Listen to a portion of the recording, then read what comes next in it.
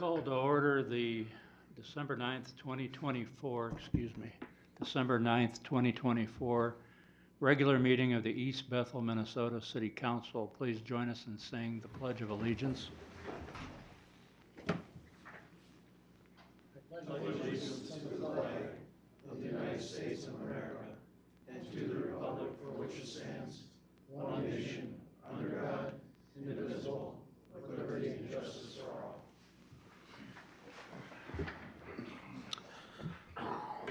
Make a motion to adopt tonight's agenda with one change. Item 9C, closed session, fire chief performance review, to remove that from tonight's agenda. Second. Motion is made and seconded. Just as a point of information, Chief Senau let us know this afternoon he was sick, so he couldn't make the meeting tonight. So that's why we're having to reschedule. Any discussion of the motion? Hearing none, all in favor say aye. Aye. Opposed? None heard. It was unanimous.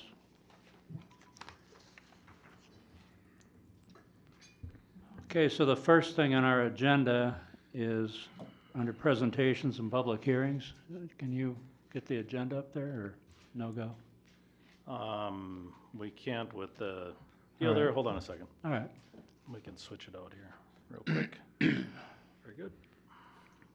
As you can see there, it's the 2025 budget presentation, and we'll open a public comment period. And then once we conclude that, we'll vote on up or down on the budget and the other levies. Thank you, Mr. Mayor.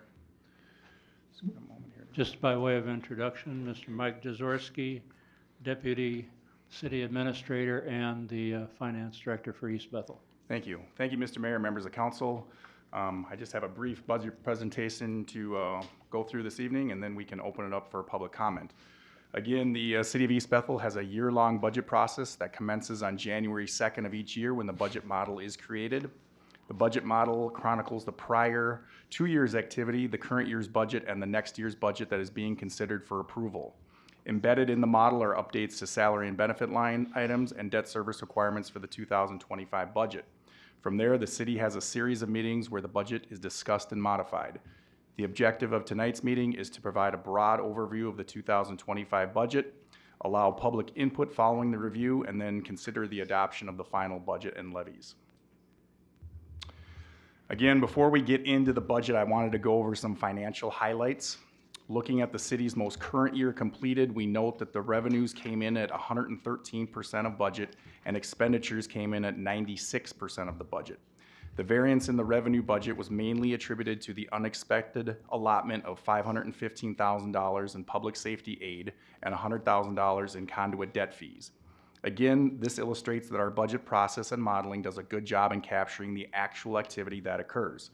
The city has a formal fund balance policy that states that the city should maintain a minimum of 40% of next year's budgeted general fund expenditures as its fund balance. The city had a fund balance of roughly $4.7 million at the end of 2023, or 69% of the 2024 budget.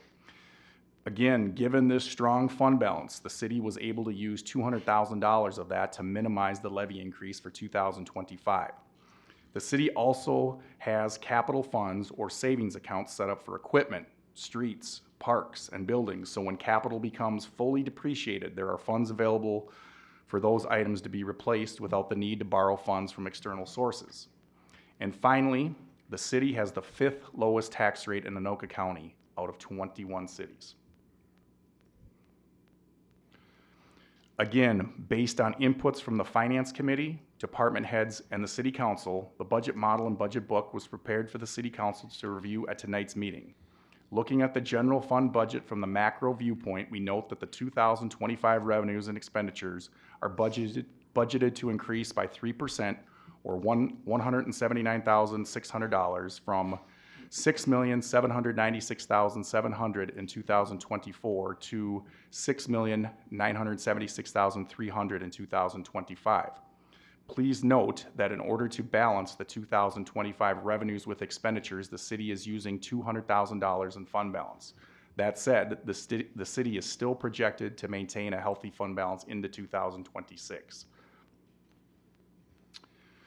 The components that make up the $6.9 million in general fund revenue are cable franchise fees, liquor and tobacco licenses, building inspection permit revenue, state aids for streets, fines and forfeits, intergovernmental charges, cemetery revenue, tower site lease revenue, gambling contribution revenue, interest earnings, and of course, property taxes.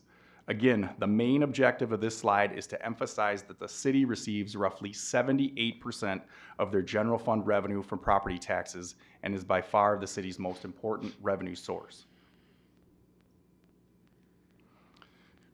Getting into the expenditure side of our budget, there are two primary ways one can look at the city expenditure budget. One way is to look at it by object, or what is actually being purchased. Personnel costs for salaries and benefits, contracted services, supplies, etc. The city's personnel costs account for roughly 42% of the general fund budget. The city budgeted for 22 full-time employees in 2025, 6 in administration, 5 in community development, 9 in public works, and 2 in the fire department. Of those employees, 9 are represented by a union. For 2025, the union contract called for a 3.5% cost of living increase in salaries and the cafeteria contribution for benefits to increase from $1,450 to $1,475 per month. For 2025, the mayor and council pay are budgeted to remain unchanged, but committee stipends are scheduled to be increased from $20 per meeting to $40 per meeting. The city also budgets for 35 paid on-call firefighters, 2 summer seasonal public works employees, and roughly 5 winter seasonal public works employees. Overall, salaries and benefits reflect an increase of roughly $113,000 over 2024. A summary of the city's contracted service budgets for 2025 show that the Anoka County Law Enforcement contract is budgeted to increase by $73,000 or 5%. The city assessor contract is budgeted to increase by 2% or $1,000. The city attorney contract is budgeted to remain unchanged at $185,000 per year. The internal transfers to the street capital fund is budgeted to increase by $50,000, and the transfer to the park capital fund is budgeted to increase by $10,000. What are the totals on the transfers? Is that the total amount that is going to be transferred into each fund? I will get that. Let me bring that up quick. Sure. The transfers for building capital is $50,000. The transfer to street capital is $600,000, and the transfer to parks is going to be $110,000 for 2025. Okay. Yep. Thank you, Mike. You bet. All right. The alternate way one can look at the city expenditure budget is by department. The general government classification captures all expenses involved with city governance: city council, city administration, finance, assessing, legal, and elections. This classification is budgeted to increase by 0.4% from $1,368,400 in 2024 to $1,373,800 in 2025. The community development classification captures all expenses involved with planning, zoning, and building inspections.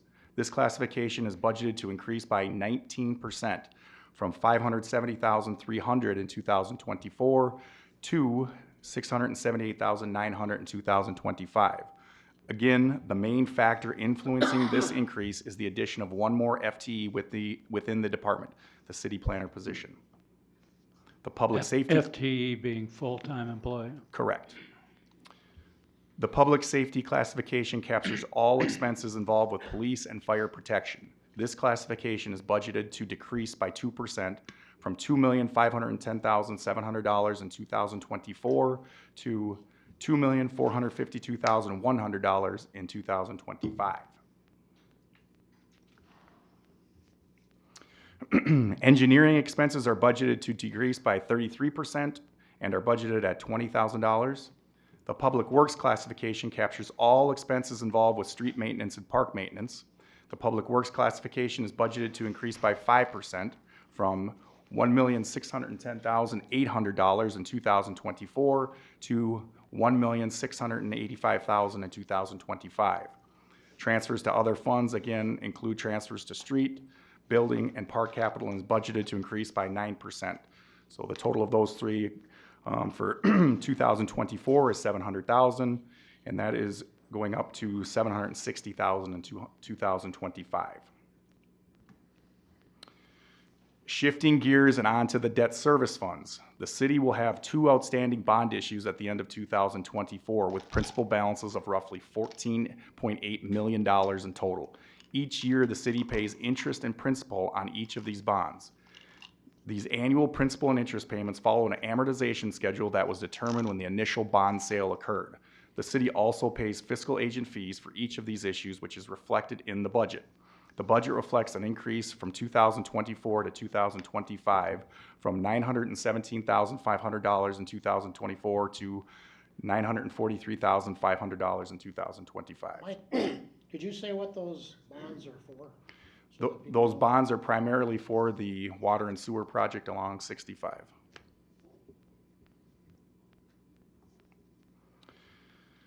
So in total, the 2024, or the general fund levy is projected to increase by 3% from $5,251,100 in 2024 to $5,411,500 in 2025. The debt service levy is projected to increase by 2% from $962,500 in 2024 to $981,000 in 2025. So the total levy, general fund and debt service levies combined, are projected to increase by 2.9%. Again, it's going from $6,213,600 in 2024 to $6,392,500 in 2025. The other levying authorities within the city are its Economic Development Authority and the Housing Redevelopment Authority. The goals of the EDA are to encourage redevelopment activities, achieve commercial development, and encourage development of housing within the city. The EDA levy is budgeted to remain unchanged at $136,200 in 2025. The East Bethel Housing and Redevelopment Authority's purpose is to provide a sufficient supply of adequate, safe, and sanitary dwellings and address substandard, slum, or blighted areas existing within the city. The HRA levy is budgeted to remain unchanged at $77,000 in 2025. Again, the city of East Bethel is a full-service community located 30 miles north of downtown Minneapolis. The city is 48 square miles in total area and has a population of roughly 12,000 residents. The city delivers a variety of services including planning and zoning, code enforcement, building inspections, police protection, fire protection, park maintenance, street maintenance, and snow plowing. The city has the 5th lowest tax rate in Anoka County out of 21 cities. Based on the 2024 tax rate, a house valued at $400,000 would pay roughly $104 per month for those services.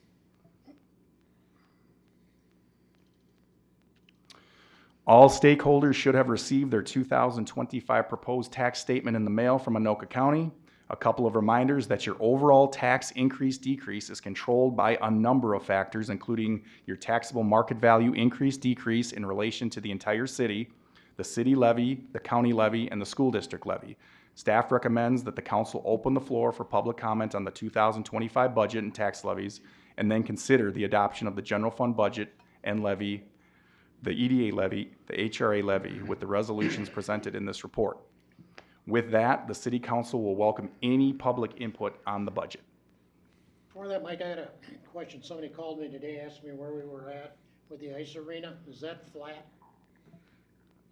The way we budget the ice arena is it's a budget neutral fund, so the revenues that we take in support the expenditures that go out. So it's a self-supporting fund.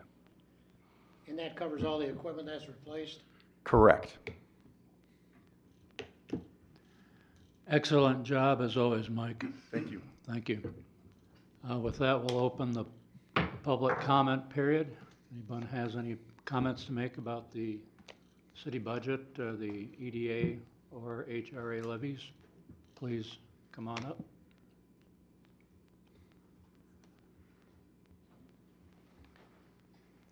Good evening, Mayor and Council. My name is Melissa Newberger, and I reside at 312 Cedar Road in East Bethel. Good evening. I just have a few questions regarding the budget. One thing I noticed in the budget specifically for the fire department is that it's a 12% decrease from last year, and it appears that that's attributed to salary changes. Can you guys just confirm or give me some more information of why the fire department budget is decreasing so much? And is it those salary changes from $239,200 to $195,000 to $700 from the previous year? That was a position that was gonna be created if a SAFER grant was received, and it wasn't received. So we couldn't fund the position without, creating a new Okay. budget Yeah. item. So That's my recollection. Am I It mistaken? wasn't a decrease. That, it wasn't Well, a Transfer. Well, I mean, no, that is correct, Mr. Mayor. He nailed it. Essentially, we had that in the budget for 2024 to have an additional FTE added to the budget, based upon the approval of a grant, really to fund it. Okay. So that's the primary reason. The other reason is there is the fire department, the Relief Association, actually transferred their retirement account to the state of Minnesota. Okay. So a part of that is no longer does the city receive fire state aid directly. It goes directly to the actual fire department pension fund now. So there's $80,000 that is removed from the city budget. Again, it was $80,000 in, but then we actually paid it out through the fire department budget. So those are the two primary reasons for the decrease. Okay, so that $43,500 difference between last year was a position that was not filled, is what you're telling me? Correct. Okay, I just want to make sure I have all the information. And then I just want to clarify also, is the, I'm sorry, let me look. Is item B going to be voted on? Is this being discussed now too?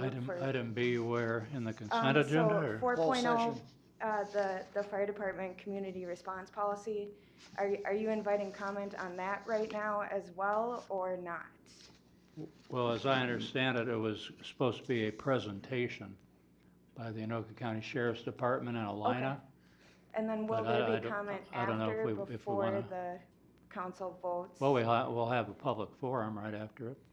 Okay, but it looks like. Do you have it a looks- sign-up sheet there? I can't see the Yeah, other but it side. looks like Okay. in the agenda, and actually the documents, it shows that you guys are gonna vote to adopt that prior to the public forum, so I just wanna be sure that there I'm will sorry, be time to adopt speak. what? Okay. I'm sorry, The- adopt what? What The are we supposed response to adopt? policy. So Oh, I didn't just know, wanna I make thought it sure was that just there's- information only. That's information only, so you don't allow Again, any if I'm public mistaken, comment on Matt, that? you got to read on it? Yeah, so the recommendation, Mr. Mayor, is the city council after the presentation should consider the information presented by the sheriff's department and Alina as it relates to our current fire department response policy and determine if changes are needed. So it's mostly, obviously you can pass anything you want this evening if you want. Okay, so can Um, I just address that right now, just so that, or is it not okay to? Again, I think, Mr. Mayor, it'd be appropriate for her to address in the public forum following that. It'll after be you right vote? after Okay. that. Would that be okay? Yeah, I If just so- wanted to if make so- sure that it's clear that I cannot discuss this or allow any input before you guys hold that vote. No, you'll be able to speak at the public. I will be forum. able to? Okay, awesome. Right. That's I it. wasn't just planning on wanted- voting on it tonight because it's part of a bigger issue with, Okay, with the fire department and what it's, it was just in the Policies agenda are gonna be- paperwork yeah. that it was yeah. to be voted on, so I wanted to make sure. Sure. All right, thank you. If you want to put your name in the public forum, Yep, it's on there. okay. Anybody else? No? Okay, we'll close the, Okay. sure. Okay. Dino Perfetti? Dino Perfetti. Yeah, 21034 Buchanan Street, East Bethel, of course. I'm just curious on why you're budgeting $133,000 to the EDA again this year. This past year, I think there's been maybe 3 meetings held with that committee. Several members with 6-year commitments, a time for that, and you're not utilizing it, why would you budget again for 2025? Is there any plans to utilize the ETAs? Well, EDAs? the bulk of the EDA funds are used for supporting staff salaries, and those continue whether it's Yeah, I meeting noticed or it's not. continually transferred back to the general fund. Those But, funds are, but But the staff is still working, and, I what don't know, about the we members didn't of have any, that staff that, no one on the EDA came forward and suggested we didn't do away with it or anything. I mean, so the plan is two to council utilize members, EDA? 2 council members who are on the EDA are just 2 out of 7. And there's a president and a vice president. It's up to them to set the direction for the EDA. So they're the ones that decide when the meetings are held? Ultimately, It's not the city yeah. administrator that decides to cancel those meetings? Well, ultimately, they're the president and vice president of the EDA. Okay. Yeah, I mean, I sit on the EDA, but I don't set the meetings. Mr. Mayor, if I can comment. Yeah, we do establish the meetings and cancel them if need be, if there's no topics to discuss. However, they are established in January or, in the organizational meeting as the following meetings throughout the year, if need be. As far as the budget is concerned, there are dollars that are kind of being banked, that is, for EDA. And part of the goal of EDA is to move from more of a dormant type of a committee to maybe taking more of an active role in the community. So what we've talked about in the past is what that might look like in terms of how do we invest dollars to try and encourage development and that sort of thing. Those are issues right now that the EDA is working on and developing. We'll be having the next EDA meeting here on the 16th. We'll be having some presentations from various different people coming in to talk about development opportunities. So again, it's kind of an opportunity to kind of look into what options might exist for the city and where an EDA can be successfully applied to development in the city. So I've had the benefit of talking to several business owners while I campaigned for city council the past few months, and there's some real concern by current business owners in our city. And I think the EDA needs to talk to those people and bring it to your attention. So I think it's a very important organization, and I hope you continue to utilize it.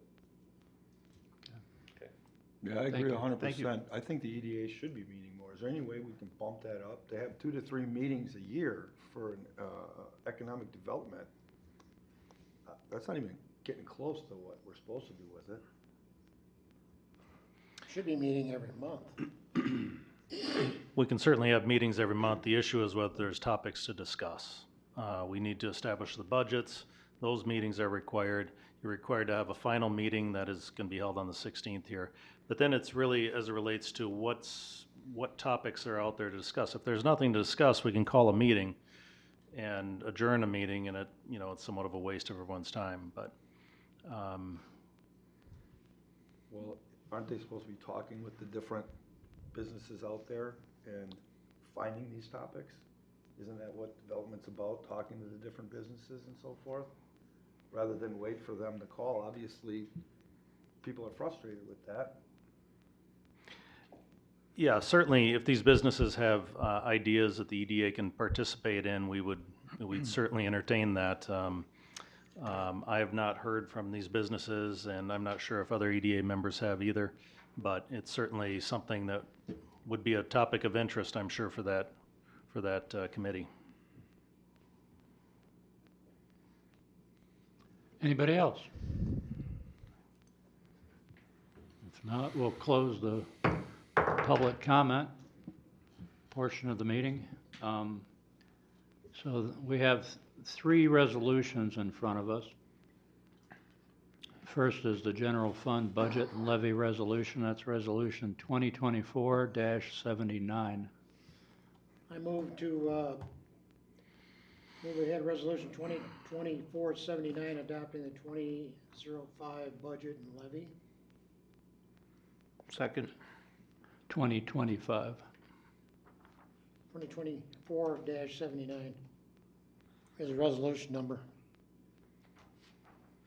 I'm trying to Pardon me, I'm trying to find it here. The actual resolutions. There we are. Okay. So 2024-79 is a resolution setting the final property tax levy and budget for 2025. Okay. Yep. We have a motion and a second. Any discussion? Hearing none, all in favor say aye. Aye. Aye. Opposed? None heard. It was unanimous. Make a motion to approve resolution 2024-80, setting the final 2025 EDA levy and budget. Second. Again, EDA being Economic Development Authority. Motion's made and seconded. Any discussion? Hearing none, all in favor say aye. Aye. Opposed? None heard. That was unanimous. Resolution 2024-81, adopting the 2025 HRA budget and levy. HRA being Housing and Redevelopment Authority. Motion's made. Do we have a second? Second. Jim Smith seconded. All in favor say aye. Aye. Opposed? None heard. That was unanimous. Next item on our agenda is item 4B. That's, as was previously referred to by Ms. Newberger, is community response policy. Who's They were leading out in the this? hallway, weren't they? Mr. Mayor, yeah, we have, we'll grab them real quick.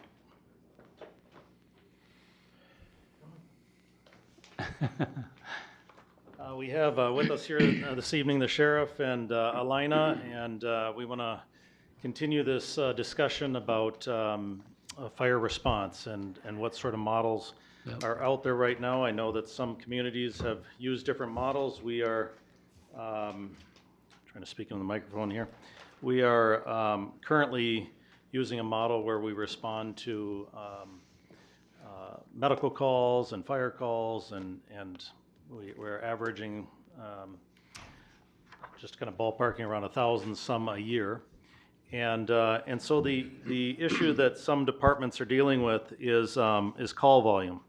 We have a volunteer model for our fire department, and we have a requirement for our firefighters to meet 30% of the calls throughout the year.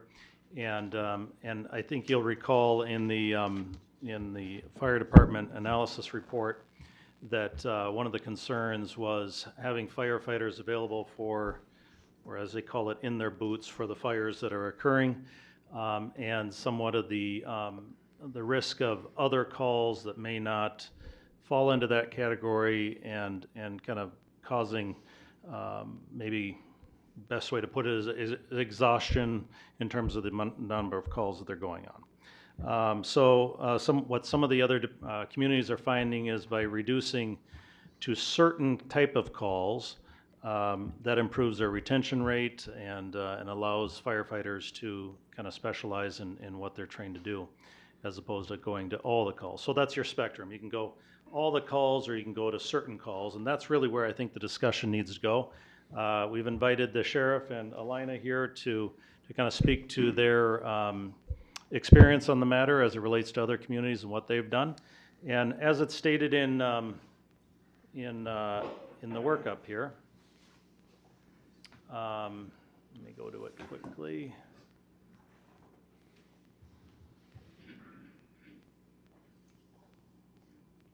Well, that's not cooperating, is it? Bear with me 1 second.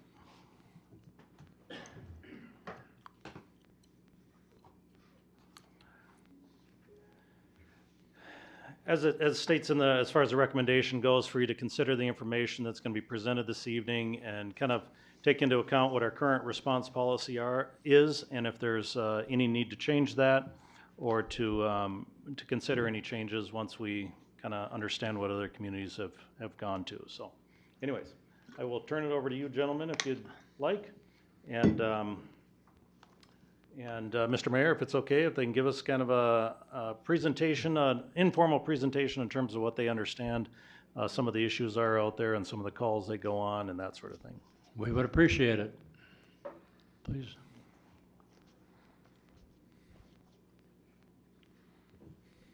Mr. Mayor, council members, thank you for having me tonight. I did pull some Can you volume. state your name? Just My name is Mark Reyna, Ambulance Operations Supervisor with Alina Health. I thank you. am responsible for Cambridge down to Andover for all ambulance operations in that Territory. area. I did pull all the run volume for East Bethel for 2024 year to date.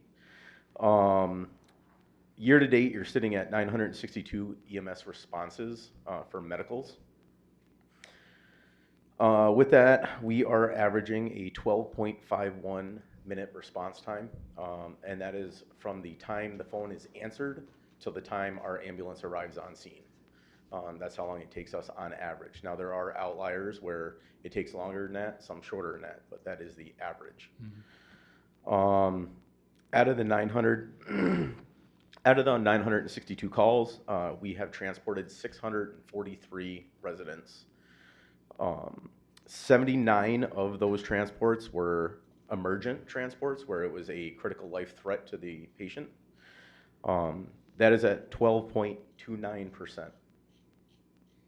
That is our average for most communities is 5%. So you are about 7.29% higher than most communities for emergent transports out of the city.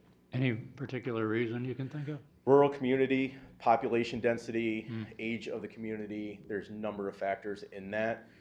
That does take into account accidents on 65. Yeah. So any of those factors could be a huge jump in that.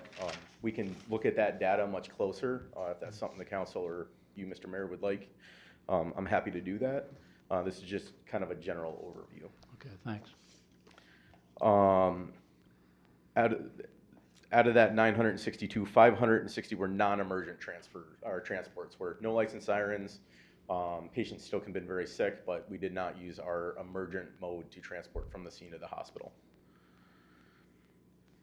Out of that, 4 of the non-emergent runs we responded to, we transported emergently. So we came routine to the call based off the call notes and what the caller was telling us. 4 of those calls we actually did upgrade because of the condition of the patient was worse than what was told over pre-arrival. I have been asked, I have worked with other communities on their response models. Some have went to only responding to the highest of acuity calls. Some communities have still responded to everything. Like the city administrator said, that is something that communities have looked at. I have been part of those conversations, and I would like to tell this council and you, Mr. Mayor, the same thing I told them. Responding to your community is a city and fire department, whoever makes that decision. They need to base that off of the service they want to provide to their community. And you, as leaders of your community, look at the risks and benefits of that. So I have been asked my opinion before. Alina doesn't have an opinion. We will come to every 911 emergent call or non-emergent call in the city. We are responding either way. It comes down to this council, you, Mr. Mayor, on what you deem as necessity for your community. That is kind of a commitment that you guys make to your community, that how you're going to provide care to them. Any questions for me? Anything I can speak on? Do you see any different statistics between the cities that respond to all calls, such as East Bethel, versus the cities that only respond to emergency calls? Well, I can tell you in a true emergency, the quicker medical care gets there, the better outcome that patient has. Whether it be an advanced life support unit like Alina has, as far as paramedics and a full ALS capable truck. But most thing that saves people lives are BLS, which is our basic life support skills, that quick intervention. That's what saves people's lives nine times out of 10. It's not the fancy stuff we can do on the ambulance. It's that primary first care that really dictates the most outcome. AED tourniquets, things like AED that. tourniquets, CPR. yeah, CPR, actually bagging a patient if they're not breathing, those kind of things, getting quick oxygen to the patient. Those are the biggest factors in outcomes of patients. You know, when you're talking about a cardiac arrest, you know, within 5 minutes, you're starting to lose brain function permanently. So with that being said, you know, again, our average time to get a truck on scene is 12 minutes. I don't know what the fire department's response times are. I can't speak to that. I don't have that data. But anytime we can limit that, the better outcome. What level of BLS, because I got about 8 years ambulance experience. Okay. I'm in Chisago, Lindstrom, that area. But we were a BLS, ALS. Even our BLS service, we could do fluids. And then we could get bumped up into intermediate where you could pump ringers, saline, depending on the accident. So, yeah, it depends on how fast you can get there, but what level of BLS can East Bethel do? So I would have to double check your complete protocols, but I don't believe they have any medication and or IV access. But they do have, correct me if I'm wrong, do you guys have nitro and aspirin? Nitro, aspirin, albuterol. So especially in like a difficulty breathing patient, that albuterol, that first line med for a difficulty breathing as far as asthma, COPD, that kind of med, that would be a big indicator. How is albuterol administered? Inhalation. Inhalation? Yep, Okay. so through a nebulizer treatment. But East Bethel, you guys can't do intubation, correct? No, they cannot. For oral airways, nasal? You're they- saying yes. We can do oral airways, nasal airways, and eye gels. Yes, they are variants by the medical director to do all three. So if you're not familiar with an eye gel, that is a intermediate airway. So it's basically in between a oral airway, which is just a simple adjunct that's inserted into the back of the throat, keep the tongue off, versus actual intubation, which is a sealed complete airway. So that's kind of intermittent airway. So we pretty much package them up? Or use to package them up before a liner gets there, or? So I can speak for my crews in Cambridge specifically that respond to this area. Most of the time, East Bethel is probably one of our highest performing communities as far as working with our ambulance service. Their reports are extremely thorough when we get there, so that is also a decrease on scene time with the patient because we're not trying to find that out. I can speak for my years of experience I've been with Alina 18 years. I started as an EMT in Cambridge. I pretty much worked this area my entire career, and I don't know if I've ever been on a call where they weren't waiting at the door with vitals and or a list unless we were arriving together. So if the fire department's there on time, like in before me, Right. They're saving me time.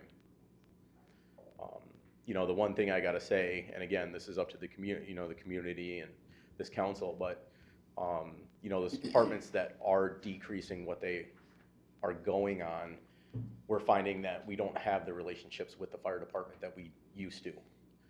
That would be one drawback. Those mundane, everyday calls, we get to know each other face to face, who we are, how we work, because a lot of my medics work the same area. So a lot of the medics that work this area are people that work consistently in my area. They know most of the firefighters by name. They know our people by name. You go on that really bad call, now everybody works much more smoothly together because they understand what each other are doing. You know, East Bethel Fire follows Alina Health EMS medical direction, and they kind of train with our trainers, so they kind of get what we do a little bit better. They still operate under the golden hour, correct? Called the golden hour? Yes, golden hour, yes.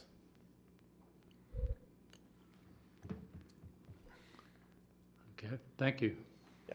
I don't know, any other questions? Yeah, I'd like to know if there's been any residents who complain when you switch from different services to full services to just responding to different calls. Those are not really complaints I would field. Those would go directly to the fire service. They don't come to me. I get all complaints based off of my ambulance service, not off of, a decrease in service from the fire department. I've never gotten one. And I serve, obviously, a lot of communities with Alina.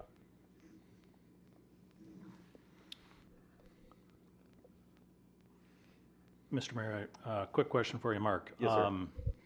So you have 562 non-emergent calls you indicated for the city of East Bethel. Can you talk a little bit to the topic of duplicity? In other words, So 506, those are transports out. transports out, okay? Yes. So 962 total calls. Okay.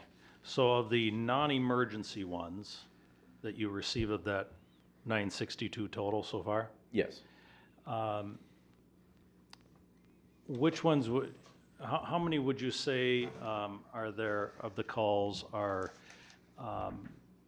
duplicative in terms of our fire department shows up but isn't necessarily needed at the scene for that particular call? Those are our alpha omega calls. Those are like G2 replacements, nosebleeds, very low priority calls. I would say out of that, we're looking at about 280 calls. 280, okay. So currently today, we're going on those 280 as well as Yes, all that is the correct. others. Okay.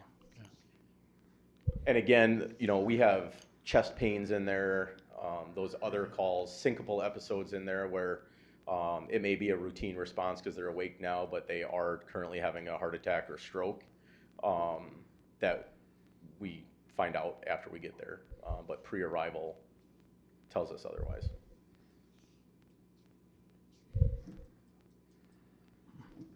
Okay. Anything else for Alina? Do you know how the other cities received, if they cut back on their calls, how they received that? Were there positives? Were there negatives? Did they like that? I can speak to one community that it was very positive, and it was more on the fire chief side because he was going to every call. And then the other city, it's a mixed bag.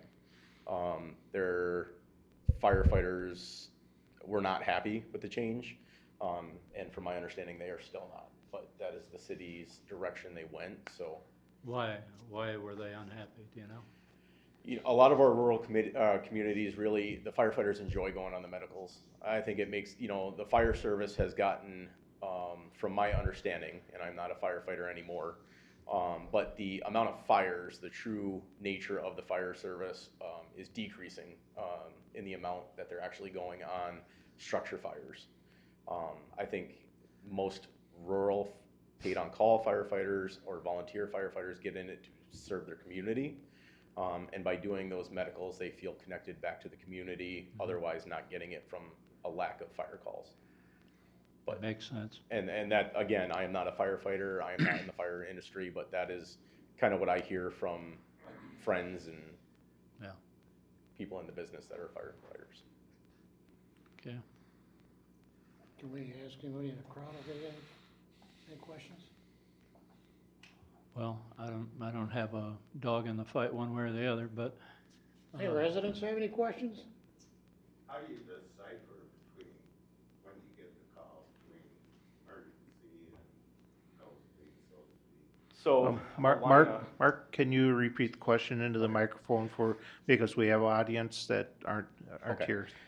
So the question was, how do we decipher what is an emergent call versus non-emergent call?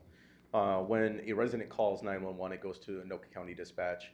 That Anoka County Dispatcher gets very little information and then transfers it to Alina EMS. We do Pro-QA, which is a pre-arrival questionnaire with the patient. We are an accredited EMD center. So we go through a list of questions. At the end of those questions, it tells us if it's an emergent response, non-emergent response based off of cards. Those cards are based on the system, also vetted by our medical director. So that comes out with the response of. So it's not really endangering somebody, it's more reactive. Yes, that is correct. So whenever you call 911, it is reacting to what they're being told on the phone by the bystander, patient, and or family member.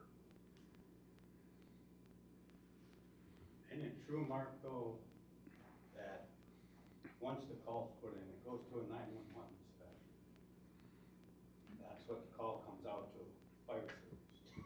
But when it's relayed to your dispatcher and they're on the phone a lot longer, get more information, we do not get that on our pages. No, but you do, I believe you do have CAD in your, We have CAD. yep.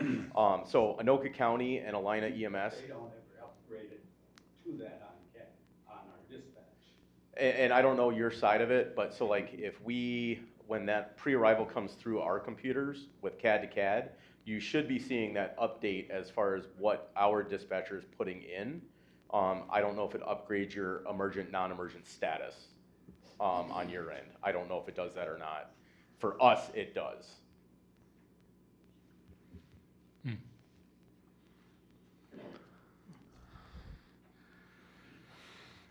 Lieutenant Peters, do you want to speak to us too? Thank you very much. Thank you, Mark. Thank you. Yeah, well, let's give him a, thank you.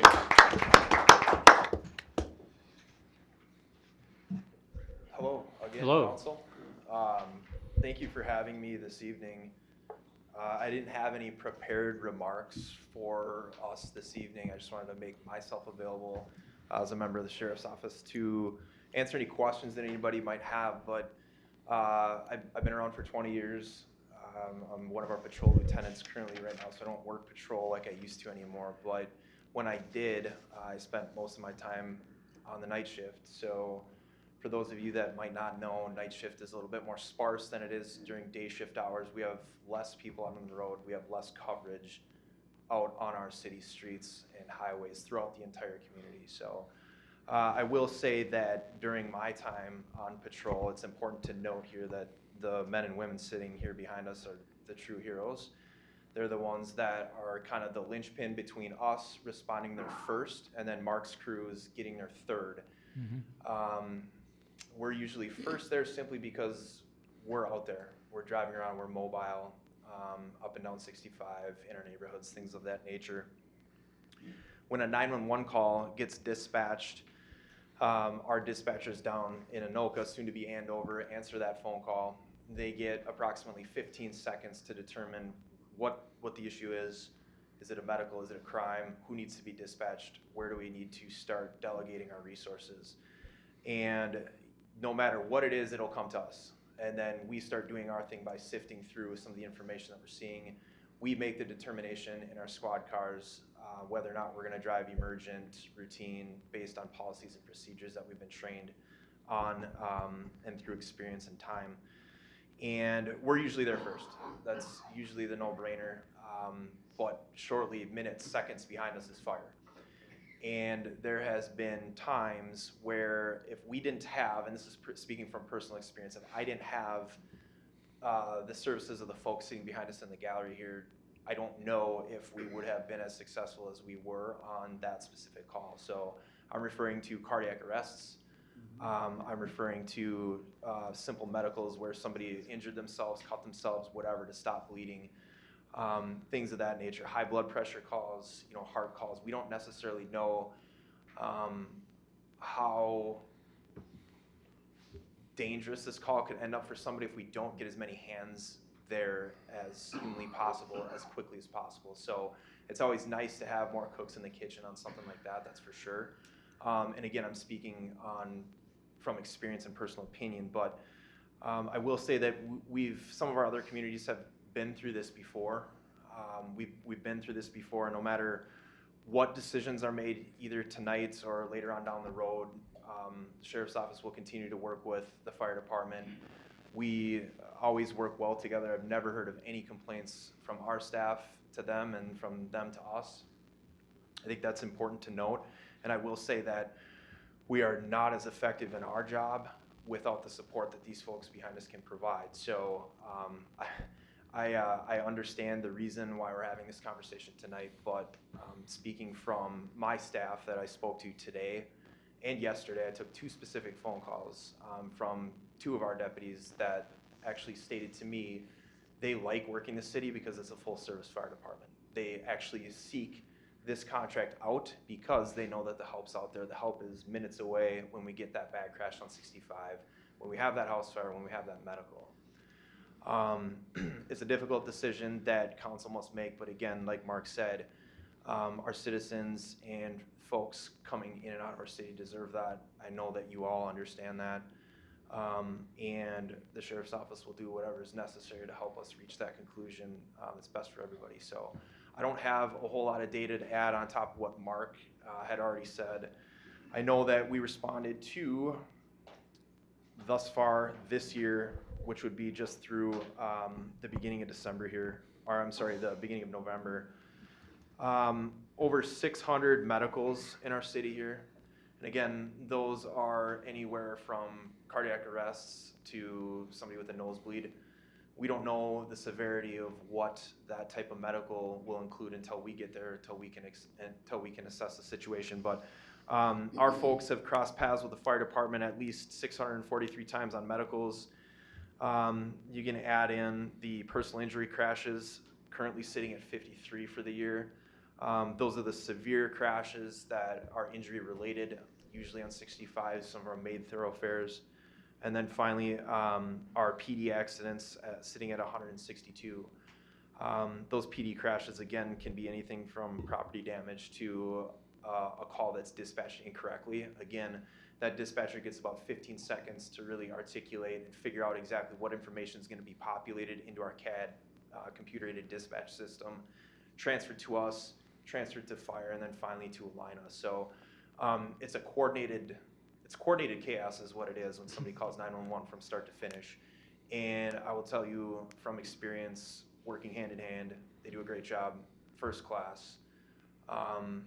Chief on down, from what I know, from the experiences that I've had with these staff members here, top class, first class from top to bottom. So I can stand for any questions. I can give you some data on anything that you might have, or answer anything from the public as well.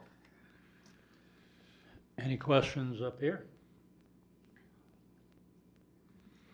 Any questions from the audience? So you do respond to every 911 call in Any 911 call, whether that is a barking dog, a loose cat, or anything from multiple people hurt in a crash. Any other questions? I don't have a question, but I gotta say, I've been listening a lot, and I've had some problems the last 3 years. And I'll tell you something, I had heart problems. And if it wasn't for the sheriff and the fire department, I probably wouldn't be alive today. And that's honest God truth. The fire chief is there within minutes. I mean, that 911 call is there it's a race between these guys and that fire chief.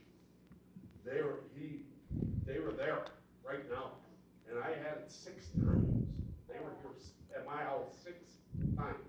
Wow. Yeah. And 3 of them times I couldn't breathe. 3 of them times I was dying. It was miserable.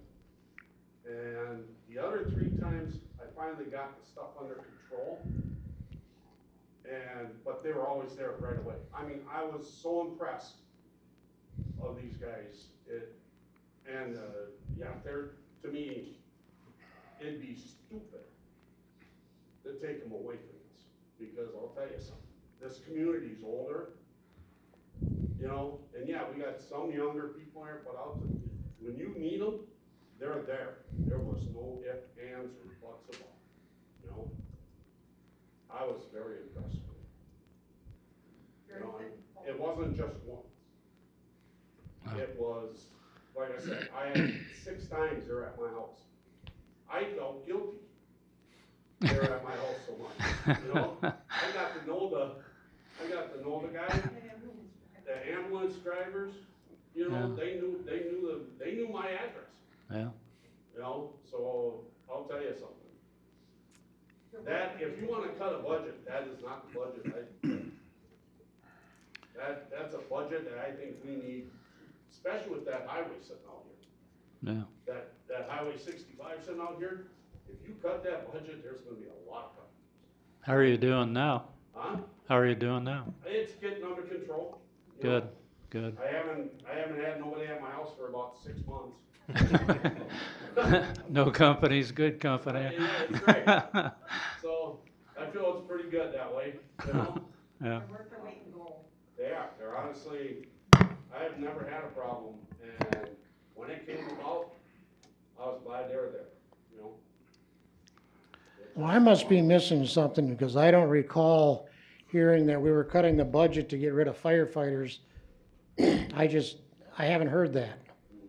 Yeah, I and just kinda read it in a deal saying that you're messing around with the, Online, yeah, social media, no, yeah, I don't know. same people that put it out about we were gonna put a federal jail in.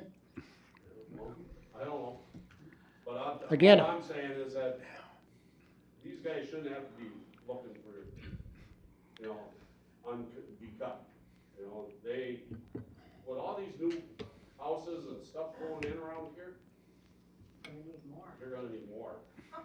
Well, again, I don't recall ever discussing anything about cutting the fire department out or cutting their budget because since, I know at least the last year, we've been trying to figure out how to give the firefighters more money up front.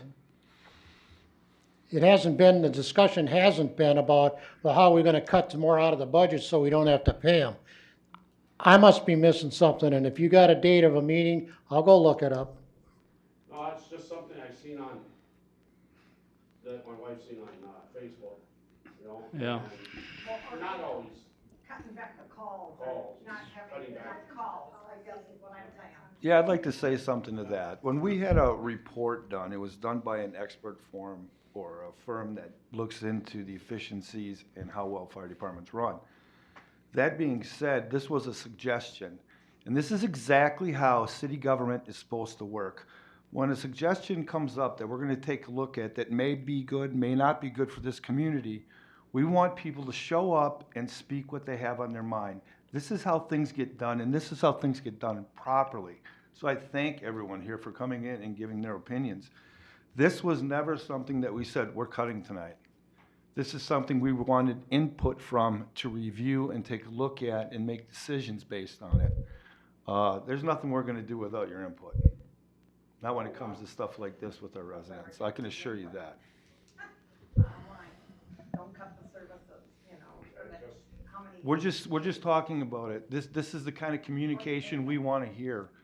Somebody takes a suggestion, we look at it, we present it to you, we try to get what the residents feel about it. Very simple process. Thank you. Appreciate it. So, Mr. Mayor, if I can, a couple of comments that I want to, a couple of questions maybe for Mr. Peters as well. But I think the gentleman in the audience is kind of referring to an emergent call. This is a very serious call. These are calls that everyone gets dispatched to, no questions about it. I think the non-emergent calls are the ones we're trying to isolate here in this conversation to say, you know, someone cut their finger, you know, does everyone need to respond to that call? That's kind of the question.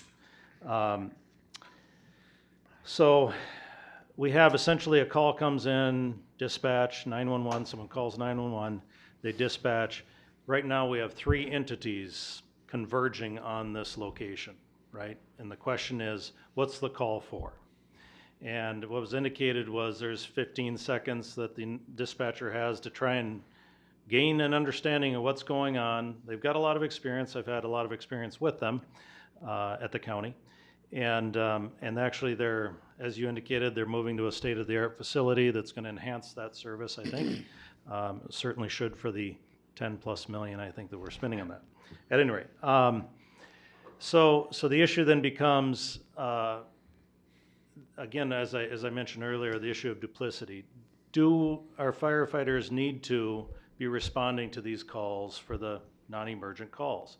Obviously, a Highway 65 accident is emergent. Heart attacks are emergent. I think the discussion kind of starts to zero in on I got a dispatch call and they gave some bad information. Turns out it's a serious call, okay? At that particular instance, whether it's a sheriff responding, whether it's a LINA, they can call out the fire department instantaneously and upgrade that call to, you know, to a more severe emergent call at that point. The one concern I have, though, I think Mark kind of alluded to it, and maybe Mayor-elect also alluded to one of the concerns, is I know when I was at the county, we spent an obscene amount of money on what is called the public safety data system. And the public safety data system was a system that was implemented because the sheriff would respond, they'd be typing into their computers, they'd have their information. Fire department would respond, they'd be typing into their computers, they have their information. Alina would respond, they have their information. None of the three matched, okay? So the purpose of the public safety data system was so that when somebody's typing in, whether it's the 911 dispatcher or first people on scene or whatever the case is, everyone's working off the same sheet of music, that they have the same information informed in the same way. And the benefit of that was justifying that expenditure that was made. Very expensive and expensive to maintain.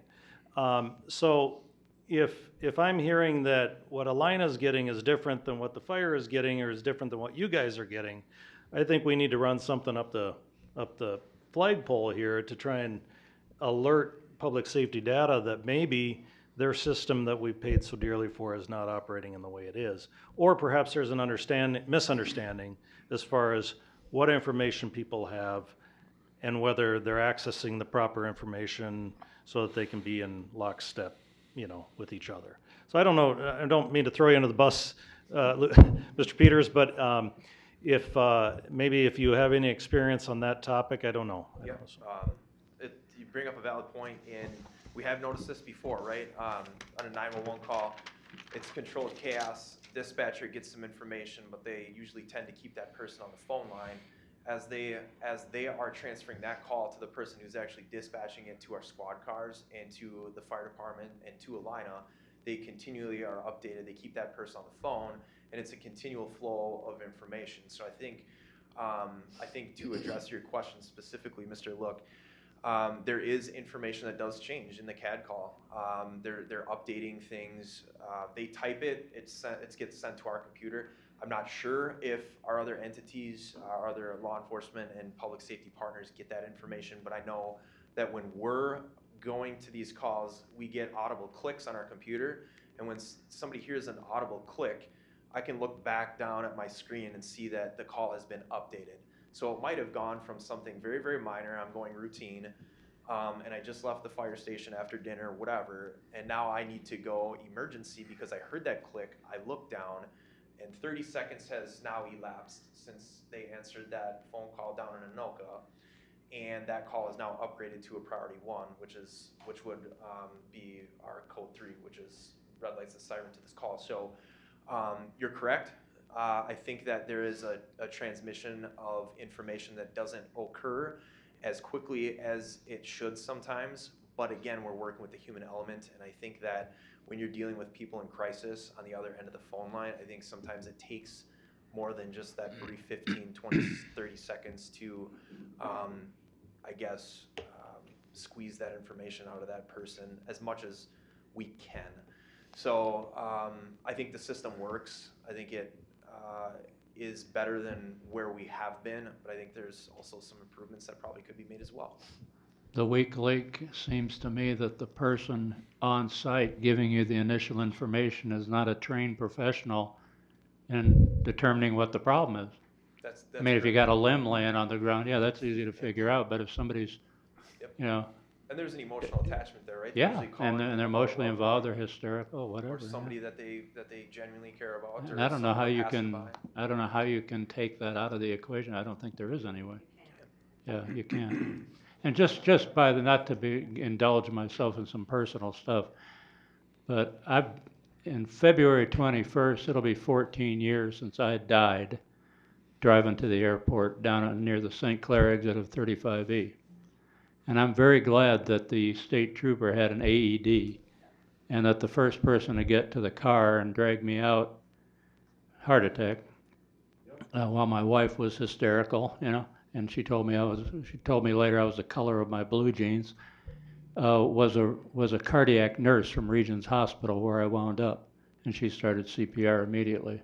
Otherwise, I'd be even more brain damaged than I am now. And I've also been the recipient of emergency services here. I was talking to Paul Johnson, the president of Aggressive Hydraulics, in his office. We were going to take a plant tour. This is a year and a half ago. And I have low blood pressure and low heartbeat. I have a 55 heart pulse. And I just passed out. And when I came to, they were putting me in the meat wagon. I know you guys hate that term, the ambulance. But, and there was Rod Sano right there, So I'm informed about what you're talking about and appreciate you sharing your experience. And I'm glad to hear you're better too. Me too. But anyway, that was just kind of a by the by. But do you have any other questions for Lieutenant Peters? As far as I saw this, I just saw it as an opportunity to discuss the topic because it was in the Capstone LLC report. And I've talked with Mayor-elect Anderson about Jerry Strike, and he knows him and he holds him in high regard. He's a very knowledgeable guy. So he was just looking at our department, throwing out ideas, and so it's good to flesh them out with input from you and Mark and other people who are, and including members of our own East Bethel Fire Department, including Chief Sano, just to, analyze it, for lack of a better term. So, any other questions for Lieutenant Peters? Well, thank you, and thank you again, Mark, for your time tonight. Hey, Mark. Informing us. Mark, thank you for what you do for the community. Yeah. Mr. Mayor, if we can have our fire department representative to speak to this, that'd be great. And that Oh, way okay. we'll have kind of all three entities Sure. that respond.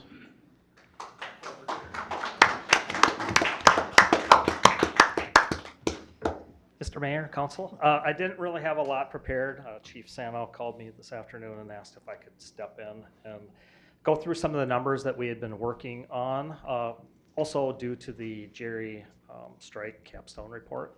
So a couple of things that we were looking at is, you had already mentioned that I feel like the main reason that we're looking at this is to try to reduce the burden on our firefighters. I think To try what? to reduce the burden on the firefighters for the number of calls. I mean, Yeah. is that correct, that that's the main reason we're looking at this? So I just worked with Rod, we crunched some numbers, so, we keep talking about 1,000 calls, which is a lot. And don't get me wrong, I also think that we should figure out a way to work together to figure out what we can reduce and what we need to keep. Yeah. The problem that we have to keep in mind, and it was mentioned here, every time somebody calls 911, it is an emergency to them. So when we look at these people that are calling, this is an emergency. Now, sometimes we get there and of course, it's probably not an emergency. And Mark had mentioned that there are some hundreds of calls that they don't leave that residence in emergent mode, but they are still transporting that person to the hospital. So they're still having a medical emergency. So number one, we have to keep that in mind, that we need to make sure that whenever we decide to do something, that we do talk to the residents and make sure that they're aware of what we're trying to do, which is go to less calls. I know that still the sheriff's department will go there. I know that Alina would still go there, but we want to make sure that they understand that the fire department might not be going on these calls. I also want to call out Alina and the sheriff's department. They are awesome. I mean, I think that the three departments working together work very well together. As they mentioned, they don't have, they hold us all in the highest regard, and I feel the same way with them. Top notch. We couldn't be working with better people. So anyway, I crunched the numbers. So on the fire department right now, we require the firefighters to make 30% of the calls during their shift. So I just want to make sure that everybody understands the numbers that we're talking about here. So we're talking about 1,000 total calls, but if we look at Station 2 nights, the real commitment that we're asking for people to do, if they make the minimum, is about 1.5 calls per week. If we look at Station 1 nights, which is Station 1, Station 3, it's about 1 3/4 call per week. And the reason it's more because they're Station 1, Station 3 territory, they have more area. Where the big burden comes in is during the day. So Station 1 days and Station 2 days, the numbers are very similar, but it's more like 2.5 calls per week that we're asking them to do. And of course, that's to make the minimum. We don't want anybody to do the minimum. We would like people to do more, but that's what we're expecting people. Either 1.5 calls per week, 1 3/4 call per week, or 2.5 calls per week. There are lots of different ways that we could reduce that burden on the firefighters. We could introduce a duty officer program during the day that would reduce the number of calls that they go on. We could sure split off Station 1, Station 3, that would reduce the number of calls that each of those respective departments go on. We could definitely look at the Troy, types. just to clarify something. When you say a duty, that's a person who's on site all the time, Yeah, all like day? we have Is that Monday right? through Friday with Chief Sano and Inspector Ud. Okay, all right. So, yeah, we could expand something upon that. We also have a duty officer, I don't know if everybody knows this, but we have a duty officer nights and weekends as well. So it rotates throughout all of the officers. We all take a turn. It's every 8 weeks. We get that 108-hour duty week where it's Monday through Friday from 5 until 5, and then all day Saturday and all day Sunday. So that way we always know that at least somebody is going to be going to the call. So those are the minimum numbers that we're looking for our firefighters. You know, if you look at it on a quarterly basis, we're looking at Station 1 nights. It's basically 21 calls per quarter. You know, for a 3-month period. For Station 2 nights, it's 18 calls per quarter. During the day, it's about 34 calls per quarter. So, yes, it's a lot of calls during the day especially, but it's not a huge burden. The other number that we looked at, and this came actually from Jerry Strike when we met with him, he was asking how often are we arriving on scene before EMS? So we actually added a question to our records management software, so that on all the medical calls we answer an additional 2 questions. Number 1, did the fire department arrive before EMS? And then the second question is, did we have any patient contact? And then these numbers, we don't have a lot of data yet. We just put this in place after the capstone report.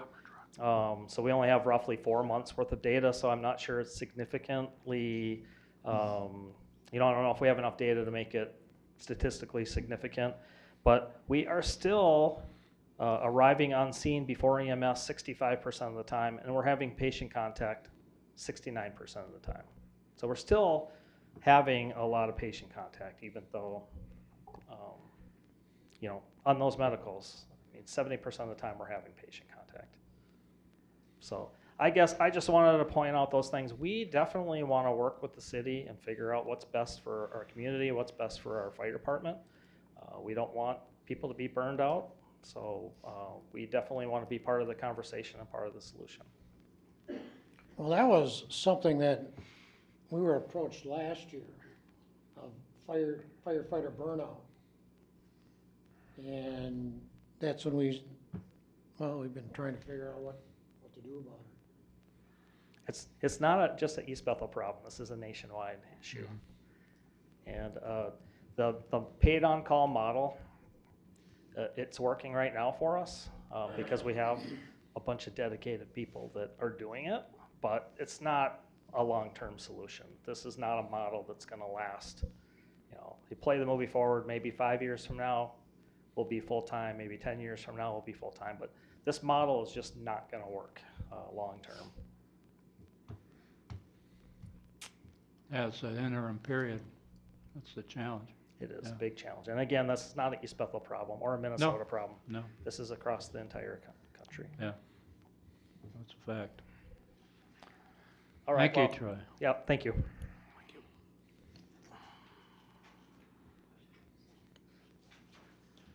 No questions to him or anything? Who's asking, huh? No I'm sorry, I couldn't see who was asking. I'll stand up then. There, that makes it easier. So I'll just say, I would like to reiterate with Troy on there with firefighter burnout, that I am on days. I work a 5A to 5P at Station 2 under his command. I say this tongue in cheek, we joke about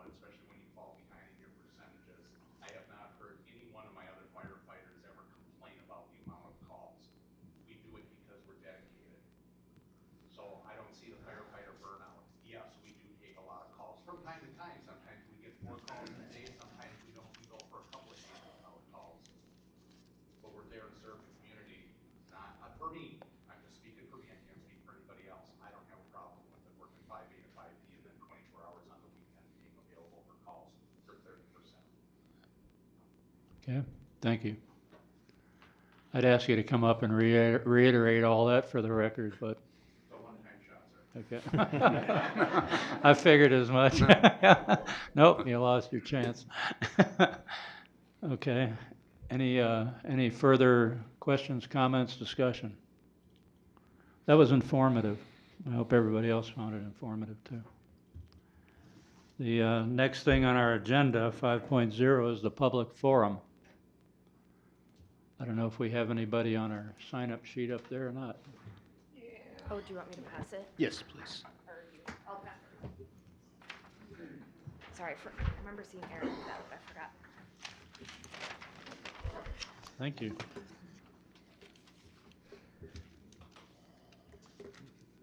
Forgive me if I pronounce your name wrong, okay?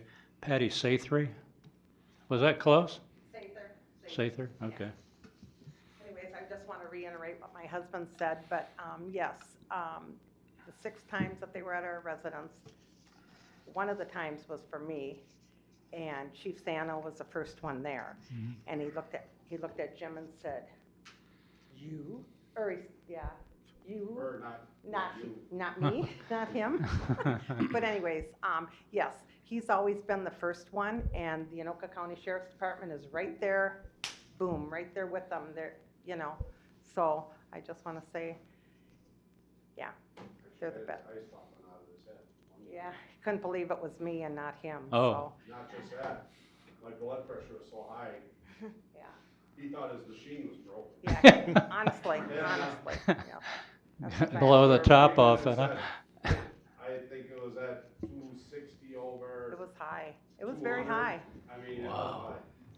was high. So- And he just couldn't believe it. He thought his machine was broken. As a matter The of fact, sheriff goes, the sheriff's "No, deputy we've came. been here. Yeah.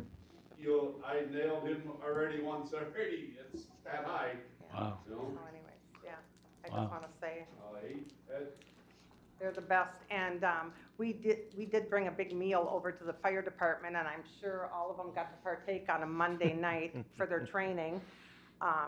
We did a whole Very spread nice. and brought it over, and then he Very had nice. he brought the rest from the fire station by us to the other fire station, so everybody got to have dinner. So we're very thankful for our fire Nice. department here and our sheriff's department. Yep. And our and our EMTs. Yes, our Alina, yes, Yeah. absolutely. Yep. Thank you. Mel Newberg, you still want to come up? Okay. I apologize, I don't know, I'm not familiar with the forum, so I appreciate you guys. Oh, just your being name, your patient with address, me. and Okay. you're doing great. My name is Melissa Newberger, and my address is 312 Cedar Road, East Bethel. One thing I just want to make a statement on is in regards to this discussion. I did review the recent analysis conducted by Capstone LLC regarding our fire department's operations. And while I acknowledge the intent to enhance efficiency, I'm concerned about the proposed changes to response policies. Our local firefighters possess invaluable firsthand knowledge of our community's unique needs and challenges. I think implementing standardized policies may not align with specific requirements for our rural setting. So I really urge the council to talk to the fire department and see what they think would be the best, because I think us as citizens would trust them the most to make these decisions. So really consider their input. The other thing I wanted to mention is I know that tonight we'll be discussing the possible, oh sorry, I don't have it, the pension increase of $500 per firefighter. And I just want to let you know that I strongly support the proposed $500 increase. Discussions have highlighted that the pension fund is primarily supported by state aid, city contributions, and investment earnings, and this would have a minimal impact on the current city budget. I think it would increase firefighter retention and morale without imposing additional financial burdens on the city. So I urge the council to approve this measure in recognition of our firefighters and their dedication and service. And that's it. Good job. Thank you. Very concise. Again, pardon my mispronunciation of your names. Janet Grote? That was close? Okay. Grothe, yeah. Janet Grothe. I live on 194th Avenue Northeast. And I'm here because we just found out a couple weeks ago what they're doing at Viking Golf Course, now to be Viking Meadows. We live less than a quarter a mile away from that property. And so do 9 or 10 other residents. I haven't talked to them, but I'm assuming they weren't informed about any of this. And it's very upsetting, to say the least, why we weren't informed about anything. And then we were spending hours looking back on the meeting minutes and packets and all that, and we found out that this started in January of 2023, maybe even earlier. So You gotta go way back. yeah, and we had no clue. So I don't know if it's too late to say anything about it. Have you approved the final plat or plan or whatever? Yes. You have, okay. So I had a few things to say about it. I don't understand why we weren't informed. It seems like the only people who were informed were the direct property line people. And I know that they're not happy about it because that's how we found out about this from one of them. Which place is she talking about, Capstone? Viking Meadows and Capstone, yeah. Yep. No, Capstone. Yep. And the Viking Meadows, yeah. So in all of our research, it's a little fuzzy in my head, but it looked like the preliminary plan was going to have a park, wetlands, stuff like that. Now they're just calling it outlots. It's not clear if they're going to do any preservation of existing natural features, thousands of mature trees, elevated forest areas. There's a large strand of 70-foot tall pines. And the plan is to wipe them out and just have houses on lots that look tinier than Minneapolis city lots. Aaron, can you speak to that? I mean, you know more about that. What's going on with that project? What, it was Patty? Was that your first name? Janet. Janet, sorry. How far do you live from the golf course property? 0.24 miles. All right, so we are obligated by statute to only distribute 1,250 feet from the parcel or the property in terms of in your mailbox notices. We do publish it in the local newspaper, we do publish it on the reader board, and we do publish it here at the info board. So I'm not certain how your address, other than it was outside of the geographic boundary obligated by statute, didn't get a notice. And my question about that is, so is that what this city does, just the bare minimum, when there's such a huge project like that that's going to affect people for sure a quarter mile, much less miles away? We're talking Viking. We held at least 3 community meetings or 4 community meetings We about. actually cut it down about 30 acres, didn't we? And we reduced 30 acres and we reduced the density that they had originally proposed from nearly 500 homes down to 242. And the outlets that you're talking about, that's just as they develop the property, they're doing it in phases. Right now, it's just phased. It's a formal declaration of future development land. Yeah. Or in this case, there's a large portion that is wetlands or trails that will be dedicated back to the city that is going to be left natural or reseeded Okay. to natural grass. Yeah. That is going to be an outlot. You're not going to see that until it's platted. Okay. And so there's about 5 phases to this project. So there still will be parks. It's just as they develop it as they go.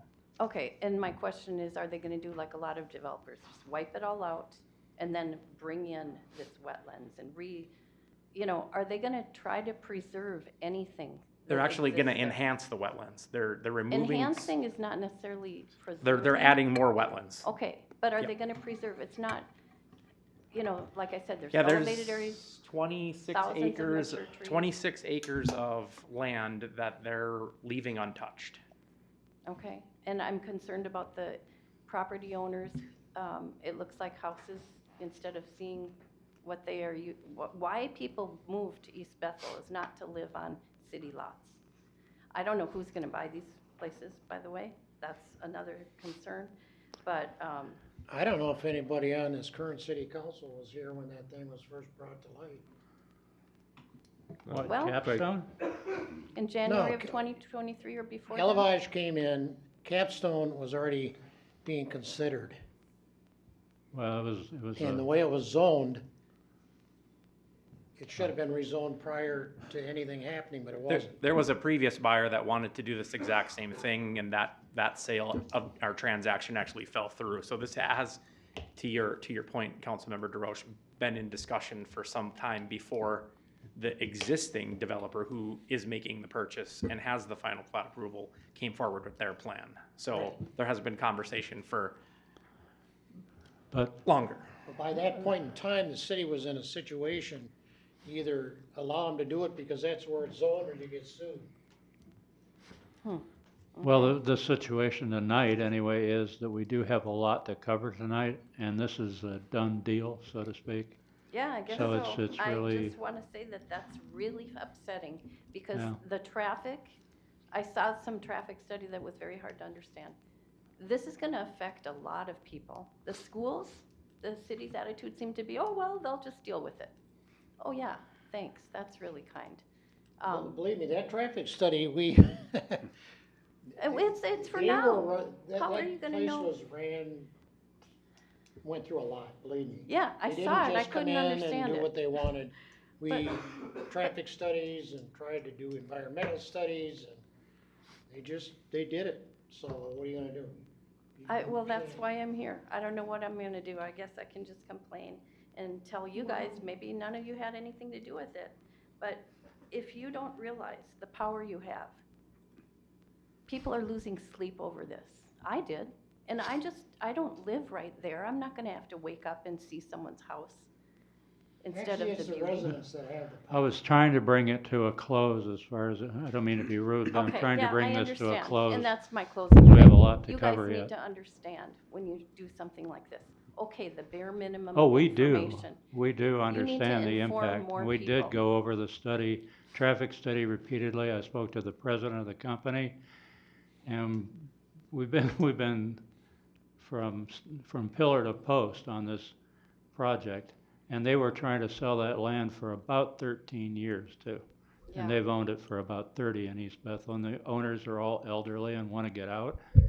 And the fact is that it was zoned for the kind of development that was proposed. And if we told legitimate owners that they couldn't sell their land for a use that was zoned under our zoning, it would have wound up in court and we would have lost, for sure. So, yeah, I mean, Well- you get to one of those one of those situations, you say, okay, maybe this isn't the perfect thing we'd all like, but legally, it's nothing, it's not a hill you want to die on because you're gonna die. You know, that's just the way some things are in life. Well, you know? it's just unfortunate that you can't require them to accommodate the existing homeowners there whose land is right there, gonna be, facing more traffic, facing, instead of a view, they're gonna have Yeah. someone's rooftop. Yeah, I know. I get That's it. the balancing act that anyone in this position will face until the end of time. Yeah, I Is understand you want to keep things, you want to preserve things, but you also have to respect property rights. Okay. And that is an ongoing battle that'll be going on as long as there are people. You know? Okay, well, maybe my husband can ask a couple questions that I didn't get to this time. Okay. Thank you. And you'd be Mr. Leon? Yes. My name is Leon Grothy. I'm at 1909 194th Avenue. And as an architect with over 35 years' experience, I saw this development plan that the neighbor showed me, and it showed hundreds of small, tiny lots. And I compared it to what is there now. And in order to fit all these lots on there, they would have to wipe out almost all the trees. And I've worked on a lot of development projects, and I don't consider this a quality development plan, because there's a lot of things you could do to keep a lot of the natural features without downgrading what you want to build. I consider this a huge downgrade for East Bethel, where it's an opportunity that could be a huge positive, and they seem to have chosen to maximize the number of houses they're putting there without a concern for the natural features, without a concern for, you know, all the number of mature trees that are there. I looked on Capstone's website, and it seems to me most of their developments, they wipe out the land, and they do not have any mature trees on their developments. And so my concern is that they're going to do the same thing here, where they're going to cut out, you know, thousands of trees, just like the development right next door. The Elevage? The townhouses, they cut down hundreds Townhouses. of mature trees. Yeah. It seems like they cut every tree down that was on that property. And now, I don't know if they're gonna plant any trees there either. So what was once a beautiful landscape, I'm concerned that it's gonna be a barren wasteland with hundreds of tiny houses. So I think East Bethel could still insist that they keep a certain percentage of trees, and as well as a lot of other natural features there. So it could be done with finesse, and the development plan that I saw was lacking in finesse and creativity. So. Okay, well, thank you for your comments.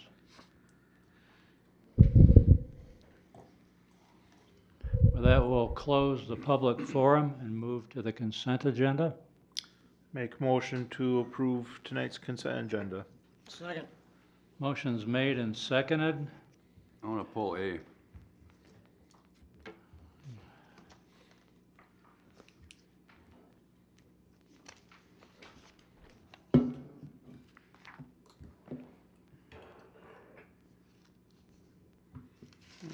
Anybody else need to pull anything?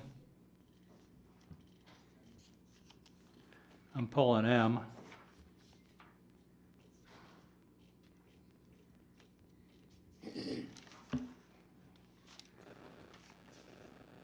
Is that it?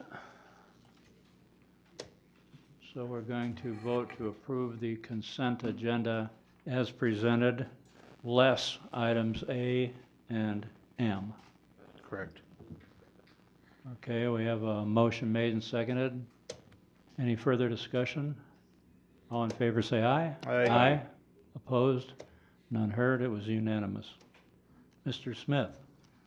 Matt, I got a question on page 106 it is, on line 5, assessing on the Kenneth Telsman. Ken Tolzman. Yeah, it says fourth quarter 2025. It should be 24, isn't he done this year? He is done this year, correct. So is that just a misprint? I That's for this year, not next year. Right, so next year's contract, Mr. Mayor and Council, is with Anoka County. Alex, okay. Yeah. Okay. But we do need to pay out the balance of the agreement for this year. So then it says fourth quarter 2025. I can check with, 2024. I can check with Mike on that in the morning and shoot you an email. Okay, let me know that. All right, I'll make a motion to approve item A. Second. Motion made and seconded to approve item A of the consent agenda, which is the approved bill list. Any further discussion? Hearing none, all in favor say aye. Aye. Opposed? None heard. That was unanimous. Okay, item M, there's a resolution 2024-76, Fire Department benefit level increase. And I thought it was a good opportunity to just share some information. There are people watching this at home and whatever, and there's been quite a bit of strange communication. Person could even say inaccurate and in need of correction or embellishment or something. Anyway, excuse me, my phone's buzzing relentlessly for some reason. Let's see. Just to explain a couple things. So this is the East Bethel Firefighters Relief Association, is the correct name of the entity, and Mr. Troy Lashinsky is the very knowledgeable gentleman in charge of managing it. I think that's the correct way to say it, isn't it, Troy? Yes. The source of monies for the East Bethel Fire Relief Association, from which firefighter pensions are paid, is in our state, I don't know if it's true other places, but in Minnesota, it's 2% of the property tax or it's property insurance premiums. Did I say that correctly? Okay. That's the primary funding for that. This year, that amounted to $99,000 and change, almost $100,000. Okay? So that's one block of funds. The second smaller block of funds is $14,000 a year that the city of East Bethel gives to the association, and it's been doing it for what, 7, 8 years, or 10 years, or a while? Okay. Very excellent support. Okay, and then the other means of the kitty that's being managed of money growing is return on investments, whether it's stocks or bonds, primarily stocks or bonds, mutual funds, stuff like that. Okay, so that's where the money comes from. Another factoid that everybody may not know is while the pension payments per year of service, per qualified year of service, are made out of that fund, one thing that is useful to know is that if there are shortfalls on that fund, the city of East Bethel and the taxpayers of East Bethel have to cover it, any commitments that were made. Okay, so it's not without any risk, okay? I just want to point that out. And there have been 2 times, I don't remember which years they were, was it 2007 and 10 or something like that? 2009 and 10 after the market dove, yeah. And we have the city of East Bethel, the residents have no say over how the monies are invested, to my knowledge. So, I mean, we don't make the determination we should invest in that versus that. So it's just something to bear in mind, okay? That's all. And when I mentioned, when we tabled this at the last meeting, I mentioned there were too many moving parts and all that, and it related to, having the review of the fire chief with him, and unfortunately we weren't able to do that tonight. And the other thing, what related to recommendations that were in that capstone report. Just to give everybody up, other people, not you guys, but we hired a gentleman named Jerry Streck, who's the former fire chief of Andover, and who now runs a business that consults volunteer fire departments and cities on how best to operate their departments and all that. And he produced a report. And so in that report, it had recommendations like increasing the number, first top priority, number 1, was to increase the pool of people who are in the volunteer fire department for East Bethel. Currently, we're running about 29 plus Ben and Rod, is that correct? Yes. And he was talking like 50. Okay, so maybe 48 or something like that. So a bit, much larger number. Because the monies that come to the East Bethel Fire Relief Association each year is based on the property taxes. If as the group receiving those funds, grows from 30 to 50, that's less coming in per person who's eventually going to claim a pension. And of course, you have the other thing of nobody says the stock market's going to go up indefinitely either, right? So these, again, are just things, it's kind of like we were talking earlier, where it's just stuff that you want to consider. Another thing is, one of the recommendations in that study was to look at reducing the calls to lower priority. And Jerry laid out what are high priority calls, like heart attacks, like what happened to me over at Aggressive Hydraulics, unconscious, unresponsive, but pulse is fine and breathing fine and all that. Limb chopped off, the stroke, those kind of things. And so that's another item that needs to be discussed. Maybe not with me, but with subsequent other people that will come in. Let's see, I'm just trying to... Okay, I think I basically covered some of the talking points. I just want to bring those up for the sake of everybody who's looking at this, because there is a lot of misinformation on social media sites. People, I don't know what the motivation is, but whatever, that's the way they are. And so that's why we wanted to buy some time to evaluate this thing. And the other thing is that it's a year ago that we approved a $1,500 per year of service increase in the pension payout, which is a 25% increase in one fell swoop. And so we just wanted to point that out too, and this will be effectively a 33% if you add the two together over where we started. So it's a big increase. Just want everybody to be mindful of that, okay? So if it gets down the road and money's run out for whatever reason, the city's gonna have to step up and cover the difference. Just want everybody ahead of time to know that that was a possibility that was mentioned in the past. Not that any of us will. I shouldn't project it on you, but I won't remember it, so maybe you guys will. Anyway, so that's the background, the background I wanted to communicate with you guys. So you have this resolution in front of you here, City Council. What discussion or motions do you want to make about it? Did I cover that sufficiently, your estimation? I believe so. Say what? Can I ask a question? Sure. Do you want to come up and I'm good. just holler at me? Okay. No, I don't want to holler at you. Oh, that's fine. I don't mind it. Well, I've been in a union for years, and now I'm retired. Yep. I have a great pension. Yep.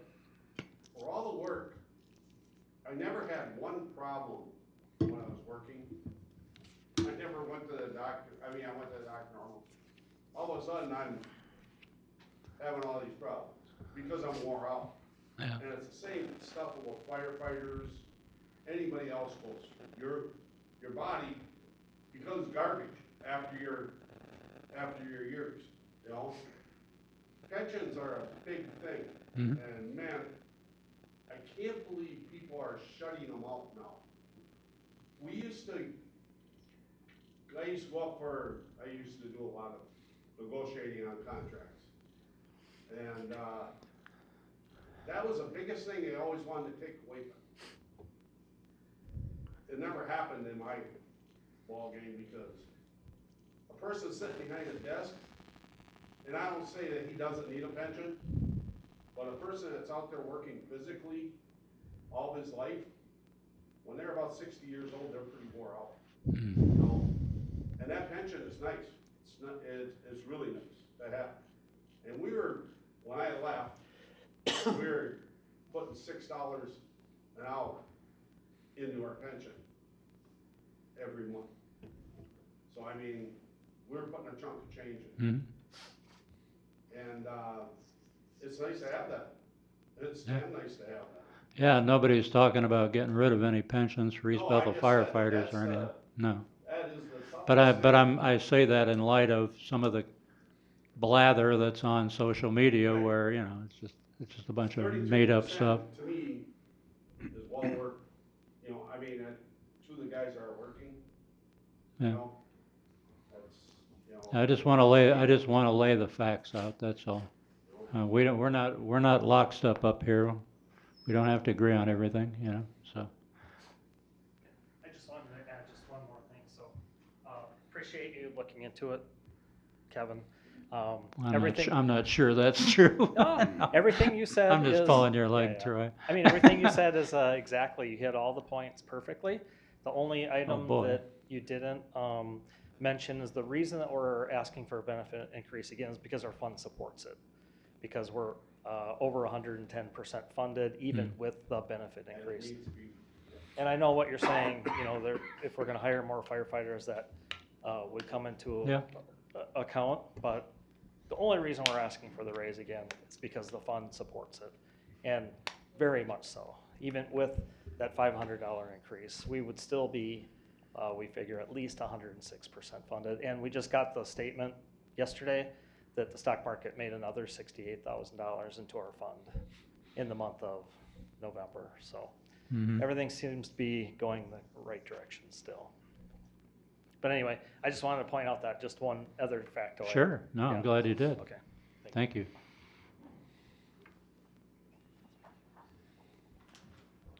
Well, I'm looking around at you, City Council. What are your thoughts, questions, discussion, anything? Make a motion to approve it. I'll second it. Motion's made and seconded. Any further discussion of the matter?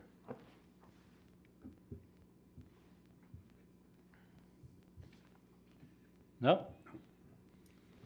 All in favor say aye. Aye. Opposed? None heard. Passed unanimously.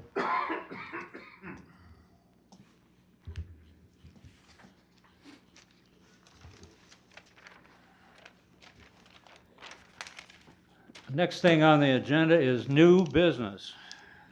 Wow. Pushing 9 and we're just getting to new business. Huh?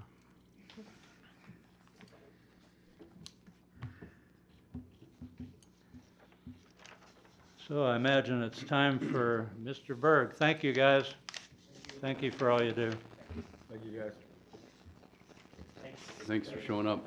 And the hall empties out.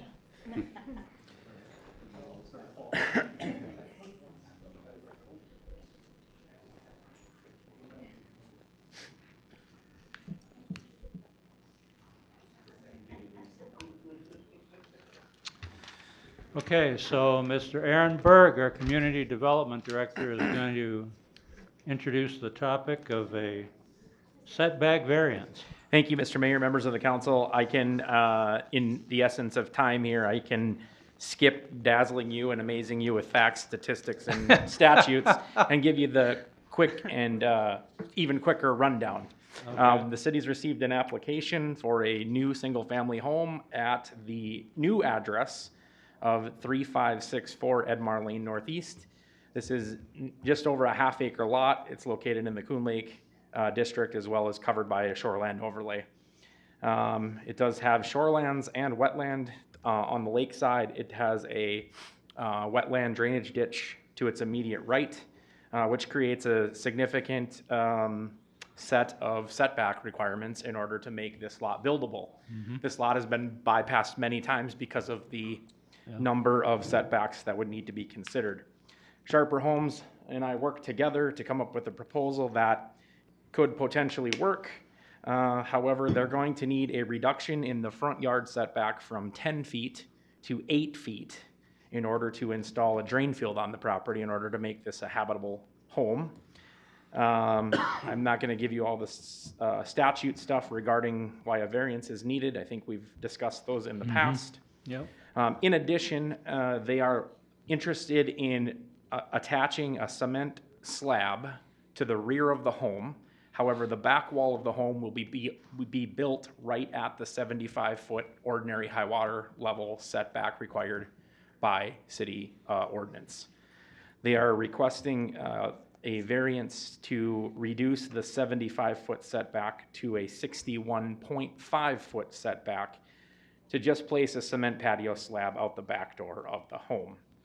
Can I ask you something, Mayor? Yes. Did you look at the option of just a built, not a poured, but a built patio? Just out of, you know, whether it's vinyl or wood, whatever, as opposed to just pouring a pad? Yeah, this was the request of the future homeowner.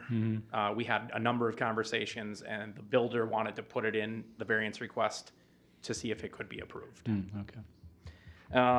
To hear requests for variances from the literal provisions of the ordinance in instances where their strict enforcement would cause practical difficulties because of the circumstances unique to the individual property under consideration, and to grant such variances only when it demonstrates that such actions will be kept within the spirit and the intent of the ordinance. Consideration of variance requires a 3-factor test of practical difficulty. The first factor is a test of reasonableness. In this case, septic systems are required for a home to be considered habitable. The approval of the variance would allow this property to be used as a residence. The second factor is a test of uniqueness. In this case, the current setback requirements for septic systems, the ordinary high water level from the lake, the distance from any structure of a well and or septic system, as well as the setback from the drainage ditch on the other side, create a need, a very unique need. The third factor is that the variance would not alter essential character of the neighborhood. In this case, there are 9 other properties on Edmar Lane that have septic mounds in their front yard or their side yard, which are visible from the right-of-way. And the direct property to the west has a box mound that can be seen from the right-of-way as well. Now, a patio slab is not a minimum building requirement for a new single-family home in East Bethel. It is an amenity or a preference of the landowner. My evaluation is that the ordinary high water level is 904.8 feet above sea level, with the elevation of the proposed extended patio slab of 909. That's over a 4-foot elevation change from the lake level to the level of the patio. In additional consideration, the shoreland overlay requires or creates a 25% impervious surface lot coverage. The total square footage of this proposed build, including the patio, is only 21%. The Planning Commission met on November 26th and by a 5-0 vote recommended approval of the variance for reduction from 10 to 8 in the front yard and reduction of the 75-foot setback to 61.8. That is Resolution 2024-90. City Council should review the request, the Planning Commission's formal recommendation, and consider approving the variance as presented in 2024-90. Any motions? Yeah, I move to deny it. Move to deny it. You want the reasons? Feel free. Well, part of my reasoning is someone who spoke up and testified at that planning commission shouldn't have even been involved in it. They should have been recused because it was their brother. This is a different one, I'm sorry to interrupt. This is a completely separate variance request. Okay. Second issue I have, it's gonna start out as a slab, and I bet you within, well, I can't. I can see a 3 or 4 season porch going in and adding a room onto it. And once the slab is there, it's there. And I've just, living on the lake, and I've just seen this going on and on and on. People getting closer and closer and closer to the lake. You have a party, somebody's too lazy to go in the house, so they go pee in the lake. That's a real serious issue. Or the neighbors are outside. And I've seen where something started out, well, I just want to put a slab here, and within 5-10 years, you got an exterior building that turns into a party house. Don't they have to apply for an exterior building? Excuse me? Don't they have to apply for There's a lot of things that should be applied for. well, I mean, if you're building something, don't Okay, you have to apply okay. for a permit? Okay. You should. Is there a second to the motion? Let's I'll try to, second it for discussion, yes. for the second discussion, okay. If you want to talk, you want to come up and, Sorry, I just, well, I mean, Well, you gotta come up with because a anybody declaration, watching somebody this on watching TV all. isn't gonna hear anything, so. I'm just curious, I've never, I guess, in my opinion is, if I wanna build something on my property, you have to apply for a permit, right? But we're all both old enough to know the oldest line there is, and But that is, I it's do easier to know- ask for forgiveness than it is for permission. But I do know something like that, it happened to a friend of mine. Yeah. He had 2 pole barns, and in between he had a slab there. And yes, he built on his own, he built that. Guess what? He had to rip it down. Yeah, that So- happens sometimes too. Don't we have laws of that? I mean, you know, and if the person is buying the house, he knows as well as can be. No, they're you know, building it. or building a house. He knows that as well as can be. So then maybe the plan should have went to move the house farther away from the lake, rather than build it as close as you can and then get a variance, and then go even closer to the lake. So to add to the discussion, the house is as far forward as it can possibly go. The house has been skewed so that it will fit. My name's Jim Stiller, I'm a representative of Schaeffer Homes. And yeah, we got as creative as we possibly could to fit a home on that lot. I mean, we can't go any further. We're doing a minimal 3-car garage. Most of our buyers want 4 cars. Just paying attention to impervious surface ratios, everything we possibly can to have a balance of what fits nice, looks nice, and minimally impacts the lot. And in the developments we're working, it's really common to see like floodplain A, floodplain B is in Peterson Farms and the development we're working in Andover. I mean, it's normal to have an area where like you can make service improvements, but you can't make structural improvements. So that's all like, really the patio, I'm seeing far more people want patios versus decks and structures, because it gives them outdoor living space at $10 a square foot, where decks these days are 40, 50 grand all day long. So like we're going to a very minimalist approach on, like, let's say this was a walkout lot. It's really normal to see someone do a small deck down to a larger patio. It's not as intrusive, the cost isn't there, you can have fire pits, you can do amenities such as that. So like, I mean, I understand your concern. Trust me, I've been in the industry long enough to know your analogy of ask for forgiveness rather than permission, but I mean, this is a situation where basically they just want a patio. Hey, Aaron, what's the address? Is that the 30? It doesn't exist right now. We will be assigning it as soon as we get a building permit. It is the only vacant parcel of land down there on Edmar. And we're also like, we're limited to 4 bedrooms. I mean, we're not trying to get a 5-bedroom system on it. I mean, because the 5-bedroom mound system would be far more intrusive and larger. It's really just trying to be as creative as we can to make a structure work on there without being egregious in what we're asking for. Do we have a satellite map that shows? Yeah, can you bring up my screen? I do have a couple suggestions for the council to consider. If the patio is the biggest issue, either one, make it a condition of an approval that nothing more than the patio slab could ever be built because it's within the setback distance. You're giving it a variance already. You can put a condition on that.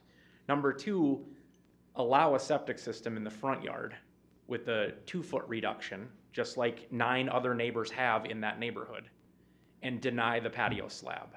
So that way they can still build a home, put a septic system, but they can't put an attached patio slab in the backyard.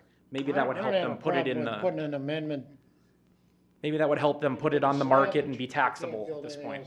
There would be no, certainly not by us. I'm just saying, even risk of it down the line, I don't see anything happening. Certainly not by us. We're not going to build anything on it. It's just a patio. I mean, you're on a lake. You want to try to have a little bit of the amenity of being on the lake, but not be egregious or impactful to the neighbors and what's going on around it. And I think the patio is probably the most minimally impactful thing we could suggest. It's accurate. They can put shrubs around it. Gives them a spot for tables and chairs and just gathering with the community and stuff. So Aaron, I mean, the Shoreline Overlay District is anything 1,000 feet from the ordinary high water mark? 75 feet. The Shoreland Overlay District? 75. To build? No, that's.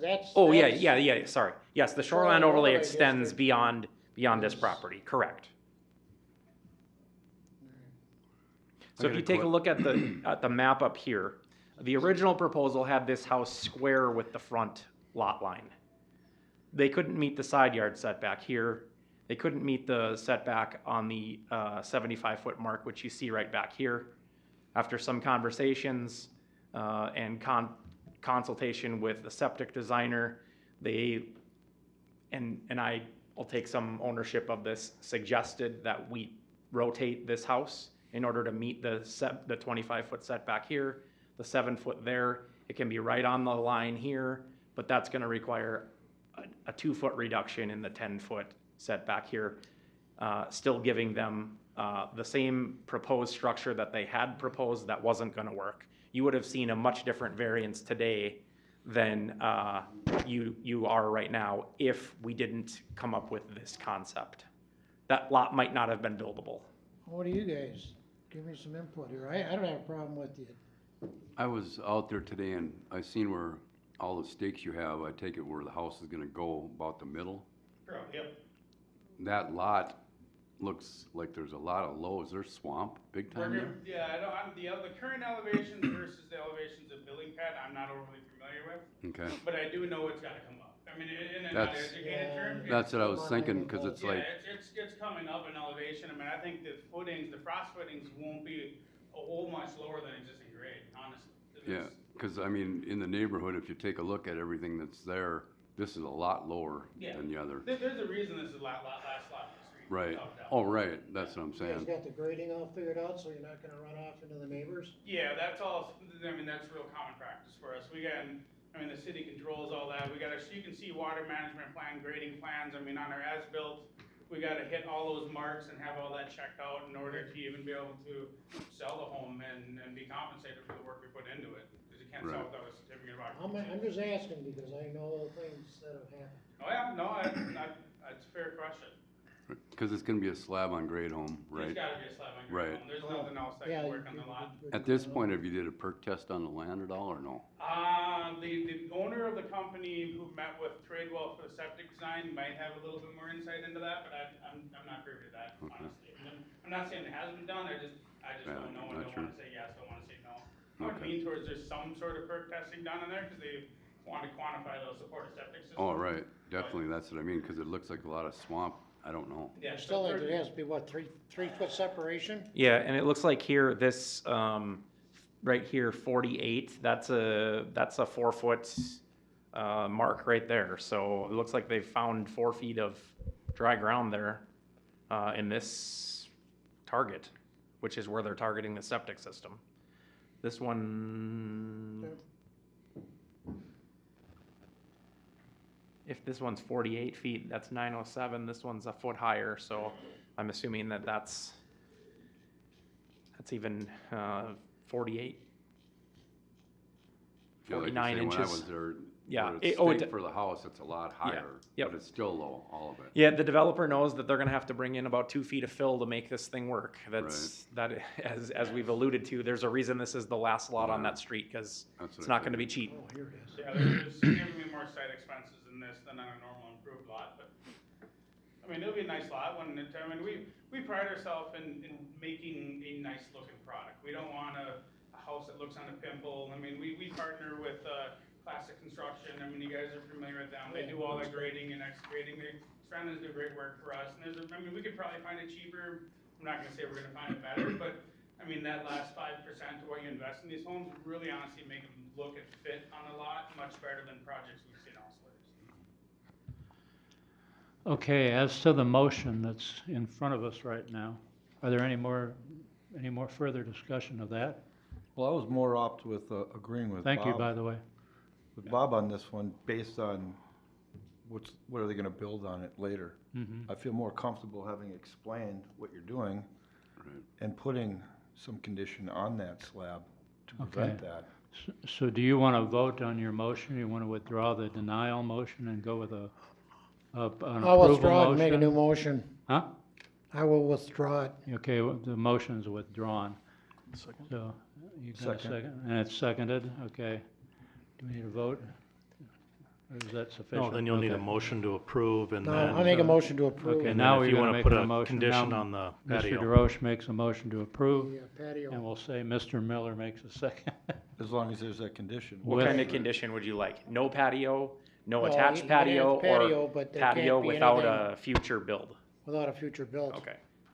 So that'll be a condition, the second condition in resolution 2024-90, as in addition to an as-built being required after everything is constructed, that no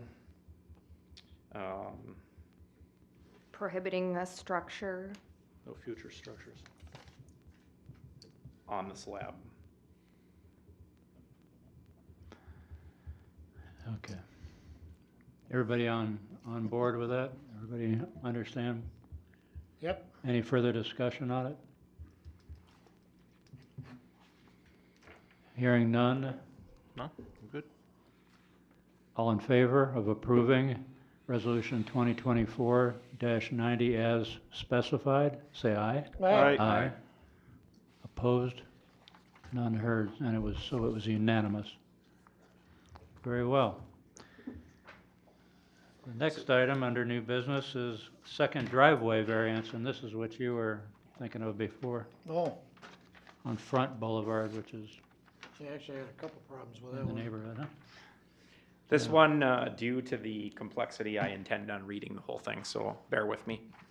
On October 29th, 2024, the city of East Bethel received a variance application from Josh Belfany, property owner at 19408 East Front Boulevard, for the construction of a second driveway or access off of East Front Boulevard in a Coon Lake zoning district. Mr. Belfany and his brother, who owns 19356, that's 2 doors down, acquired the vacant parcel from family, which was located between their 2 homes.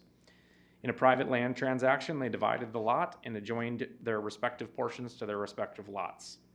Belfany subsequently applied for an accessory structure, which was permitted, and the project was complete. During the final inspection, Belfany was informed that he would need to obtain a permit for a second driveway or access. Belfany indicated on his September 28th, 2023 building permit application that he had no intention, or there were no plans for a driveway. City code does not permit more than 1 driveway in certain zoning districts of the city. I referenced section 10 of the city code, where it says properties in the R1, R2, and Coon Lake districts are allowed 1 access point from a public street. Let's see. In addition, all residential zoning districts driveways located on an improved street require a bituminous or concrete driveway extension from the street, a minimum of 75 feet to a garage apron, or whichever is less. What happened, wait a minute, what happened to the right-of-way? Yep. If it's in a platted subdivision, we want it to extend it all the way. I'm just messing Yes. with you here. If it's in a non-platted, we're okay. Yes.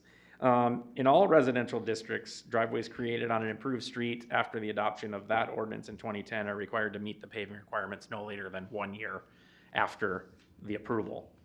In this case, septic drain field is located on the north side of the house. I'll see if I can make this a little bigger so it's easier to see here. Septic system's located over here. And the well is located in the front yard right about here between the house and the tree. Let's see, forcing the placement of the detached accessory structure opposite of the existing driveway, and therefore he's unable to use the existing access to access the new building. In addition to the request for a second driveway access, Belfany was requesting a variance to the improvement or the paving standards as required in section 10, which states that parking spaces for heavy equipment would damage bituminous or concrete surfaces are exempt from the paving requirement. Belfany reports that he owns a skid steer loader and he intends on parking it in the driveway and believes its parking would damage the paved surface. City ordinance, however, does not define what or what is not heavy equipment. There are 3 parcels on East Front Boulevard that appear to have second driveways. A historical review of the GIS aerials provide information that all 3 of those parcels had second driveways existing prior to 2008 when the ordinance revision occurred. Staff advised Belfany that the second access driveway and/or paving standard requirements would be denied administratively if applied for, and that a variance would be required before either could be applied for or approved. Again, to hear requests of variances from the literal provisions of the ordinance, a three-factor practical test has to be met. The first factor is the test of reasonableness, and I've provided a couple of options.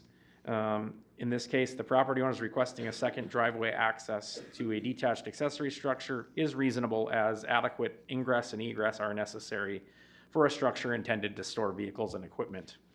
Or alternatively, the denial of the variance to place a second driveway on the property does not deny the landowner of reasonable use of his property, as a detached accessory structure and subsequent access are not a requirement of the development standards to a primary residence. The second factor is that the landowner's problem is due to circumstances unique to the property, not caused by the landowner. In this case, the property is triangular in shape, limiting buildable areas for construction.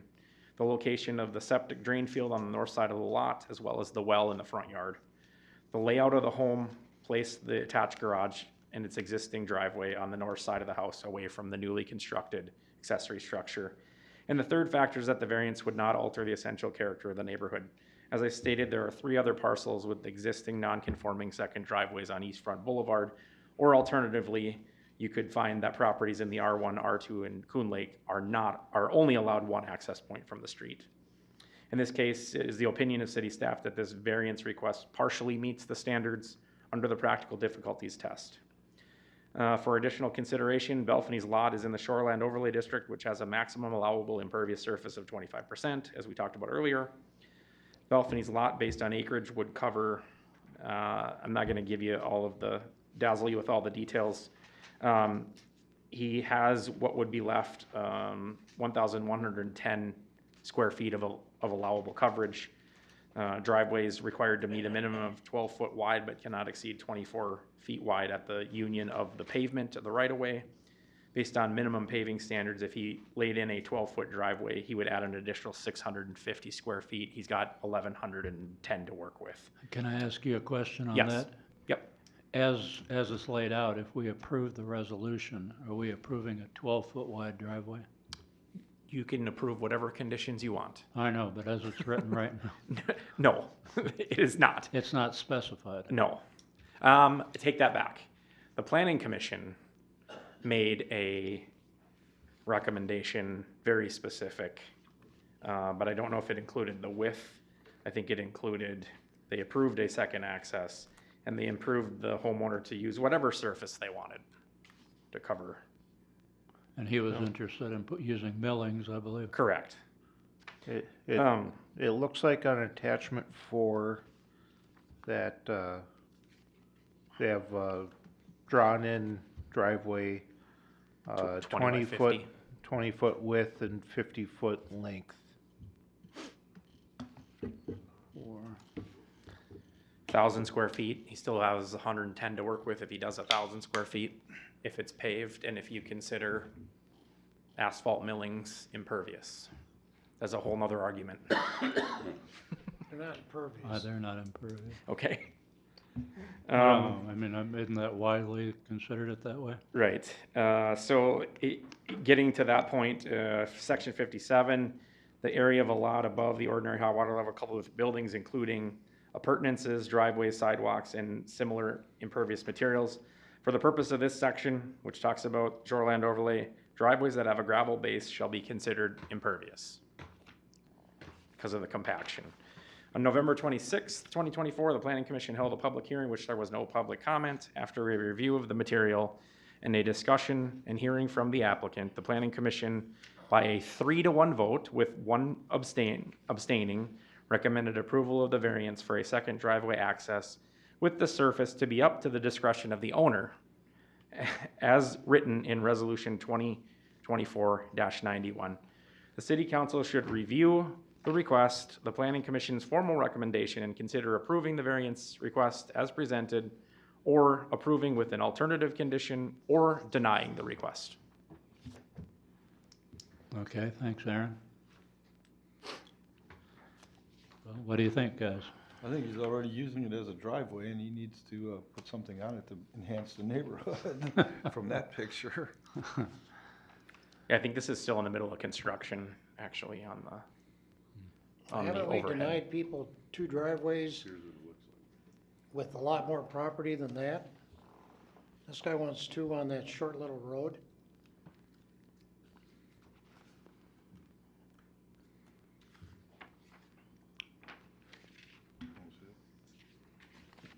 No.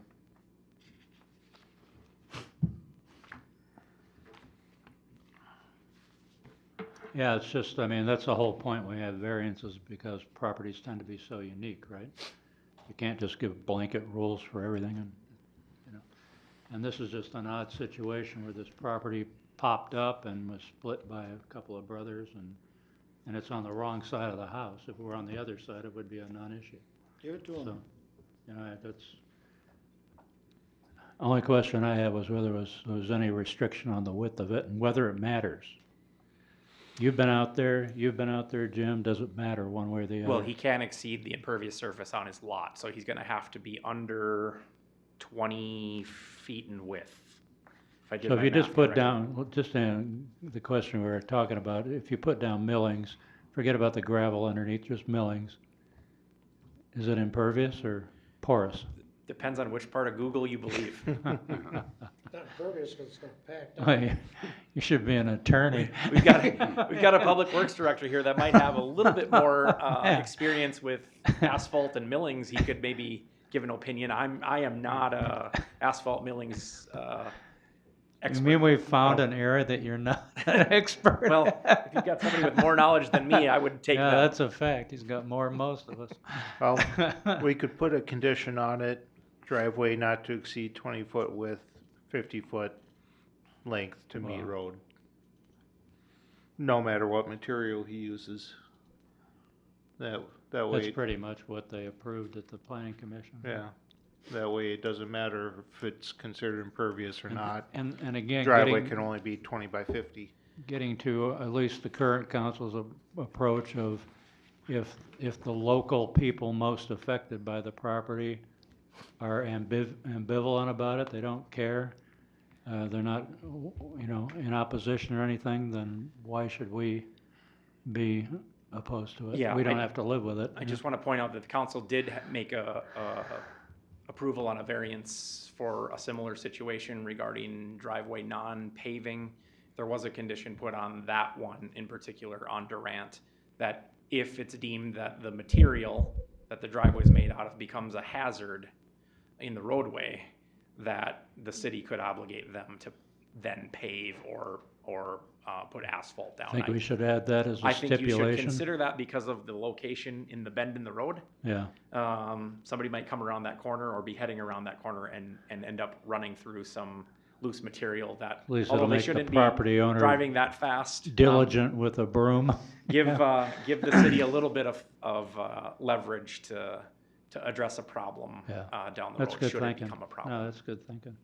And that is not in the resolution. However, we could very easily put that in and Okay, mirror so the language. do you want to read this back the way we've cooked it up now, and then somebody can move whatever Well, Aaron said? it sounds like you just want to approve resolution 2024 dash, I believe. 91. 91 with Yep.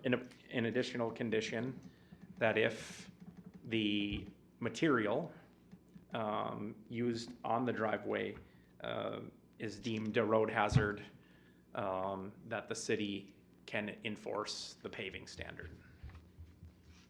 And I'll copy that language right out of the last resolution that you passed so that they're consistent language. The Okay. condition would be the same. Who would like to move that as summarized by Mr. Berg? Aaron, I got another question. On Yeah. the Oh. apron that's existing right there, do we know the measurements of that right now or no? Which one are you referring to, Jim? I'm sorry. Right in front of the garage itself.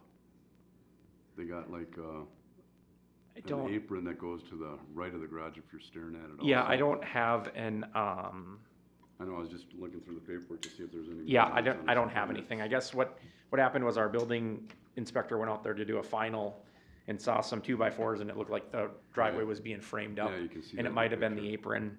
And then he put a stop to it and actually came to me, and then I got a hold of this applicant and said, whoa, wait a minute, what's happening here? That's what I was wondering. So, but the apron itself, if that's the apron to the garage, can be whatever width they really want it, but. Because you're talking 20 by 50, so where are you taking that measurement from, is what I'm kind of getting at. Yeah, You know that's what a I great mean? 'Cause question. Let me see. If we knew the width of the garage right now, I didn't get out and measure. The garage is 28 feet wide. Is it? Yeah.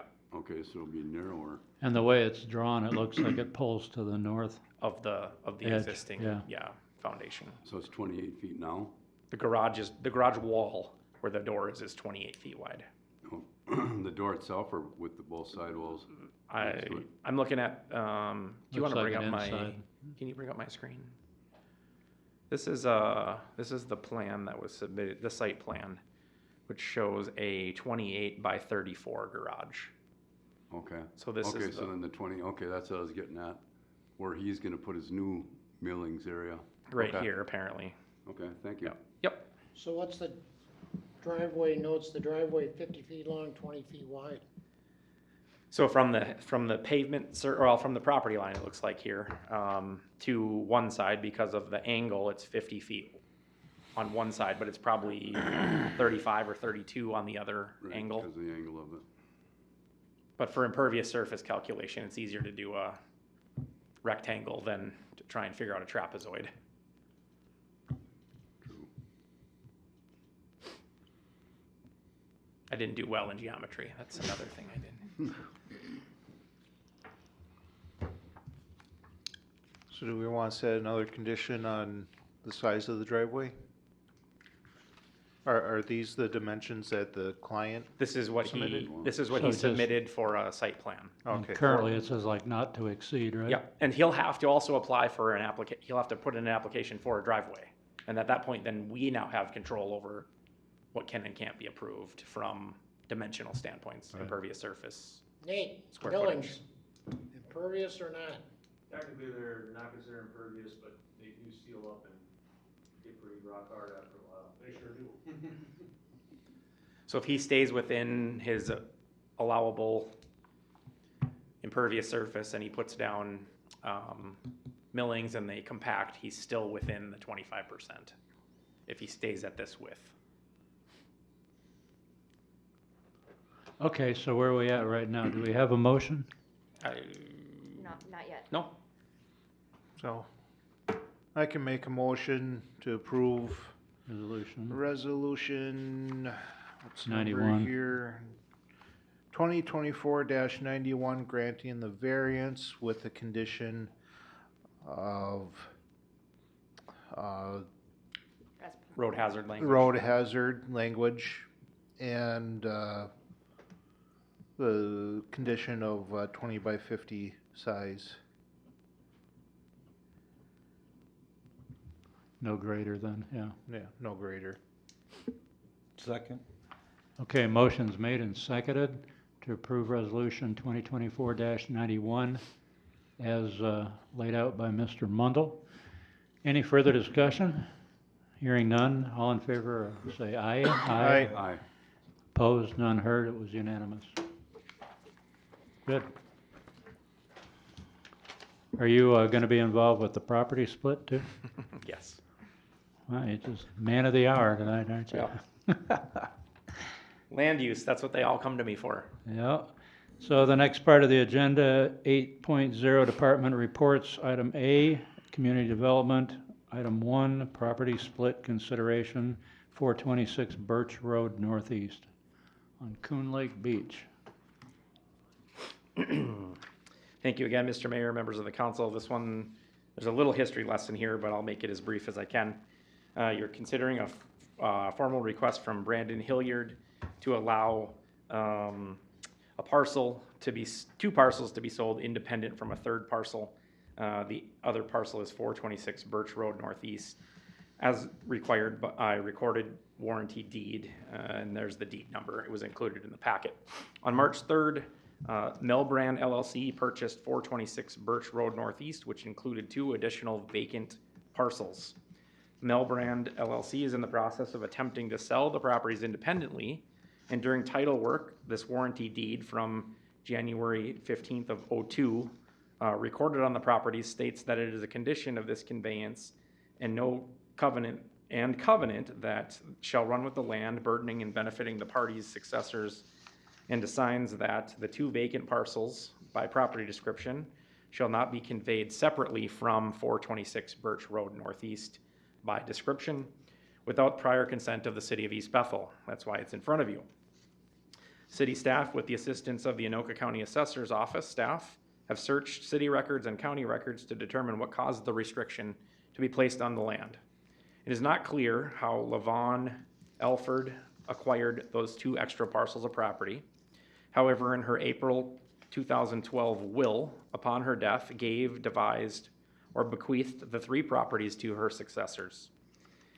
There's language in the will that I've included in the report. I'm not going to go through all that because it talks about all the minuscule, teeny tiny lots in Coon Lake Beach that make up this property. But in 2017, LaVon Elford passed away, and her son John was awarded as the formal appointee as successor. Interest in the property was divided in 3 ways in the will to LaVon's 3 sons. How convenient, 3 lots, 3 kids. In 2022, one of the sons sold his interest in one of the lots to the brother owning the 3rd lot, leaving the property in the interest of only 2 siblings. In June 2024, the 2 brothers sold the properties to a new buyer who subsequently put them back on the market and sold them to Melbrand LLC, who would like to split the properties separately, which led to the discovery of the restriction of separation. Due to the small lot sizes in the neighborhood, city staff requested that Melbrand LLC seek the advice of a septic designer to determine if the lot at 426 Birch would be able to support a replacement septic system should the existing system become non-compliant. Melbrand LLC conducted Casper Excavating, who provided the opinion that the replacement system could be installed in the existing area and still meet all setbacks. When 426 Birch Road Northeast was built in the 80s, today's setbacks were not codified by ordinance or in the zoning code. According to section 51, that requires new lots without sewer and water be a minimum of 2 acres. With a buildable area for new lots at 23,000 square feet, which is just under half an acre. The total combined square footage of these 2 vacant lots, if separated from 426 Birch, would be approximately 19,166 square feet. The city has approved buildings on smaller lots, existing smaller lots than 2 acres in the past. City staff have mapped out the current setbacks on the vacant parcels for a visual representation. I'll try to get to those for you here.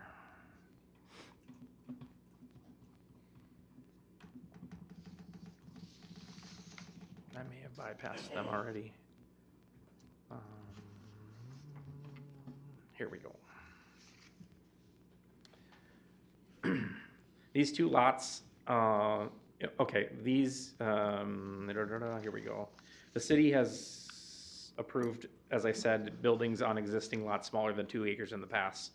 I've mapped out the current setbacks on the vacant parcels for visual representation, which is on the screen. These setbacks leave a maximum buildable area of approximately 8,664 square feet. These 2 lots, in addition, have a depression or lowland area of approximately 2,649 square feet, which historical mapping shows that there is visible water ponding in that depression annually. Although not defined as a wetland, this area should be surveyed to determine its borders and dimensions, as it's included in the buildable area surface mapped out. In addition, the Coon Lake District has a shoreland overlay zone limiting impervious surface at 25%, which for the 2 vacant lots would be approximately 4,791 square feet. And in addition, the lots would need to have a septic system and meet all required setbacks by code in order to, or have approved variances for said reductions. If the division is approved, city staff recommend a certificate of survey and a lot combination be required as a condition of approval to avoid the possibility of future divisions of those 2 lots, creating the need for additional variances and to best meet the requirements of today's zoning code. City Council should review the request, consider approving or denying the request as presented in Resolution 2024-92. I think I gave you A or B as an approval or a denial. I move to approve 2024-92, or what did you say? 92. 92? Second that. Is there any further discussion about this? Aaron, my question is pretty much only one question, and it looks like you've investigated it. Well, with these two lots, there's buildable area to build a house and a septic without getting variances from the city. So our minimum building standards require that 60% of a primary structure be at minimum 20 feet wide. We require a 24 by 24 two-car garage. This is 52 and a half feet approximately deep. This blue zone is your buildable area with the setbacks in it. So at 52 feet, if you built a 24 by 24 garage right at the setback line and offset by 4 feet at 20 foot wide by, it's 168 feet of length there. And that's why I requested or suggest that you request what that wetland is, because that may cut into some of the buildable territory. But I think we've actually approved residents being built on lots smaller than this with the buildable territory. That did require a septic holding tank, however, they were still able to make it happen. Mm-hmm. And that had a lot less territory than this. So, my only concern would be the wetland in this case. But the short answer is yes, they could do it without getting a variance Yep. from the city. They could snug it up 7 feet from the property line on this side, which wouldn't make the neighbor very happy, but they certainly have that right. And then leave this for front yard, side yard, a buffer from the road, whatever they wanted to do. This does have some trees in it. But I think this parcel right here, for the most part, is definitely buildable. Okay. Just how big or how small of a home can we get in that allowable space? Yeah. Oh, yeah, we've let people build on smaller lots than that. That answer your question? Yeah, I just want to make sure that by allowing them to be sold separately, that we aren't creating a future issue of having come back for variances and et cetera, et cetera. Yeah, we don't have any soil testing, so I have no idea if it could support build or not in terms of meeting just as far environmental as standards, size. but size-wise, zoning-wise, we could put something on there. It's Coon Lake Beach, it's all unique. Aaron, I was out there today too, and there's a house that they're remodeling on the larger lot. Yep, that's 426. Right. Yep. And these are next to that. There's a garage and a trailer, not travel trailer, but a pickup trailer on the lot that they're talking about there also? Or is that on the 426? Well, because they own all three of them, if they're doing a remodel here, we would let them stage equipment on the lot next door, but. Okay. I'm just trying to figure where your lines are, where they're talking exactly.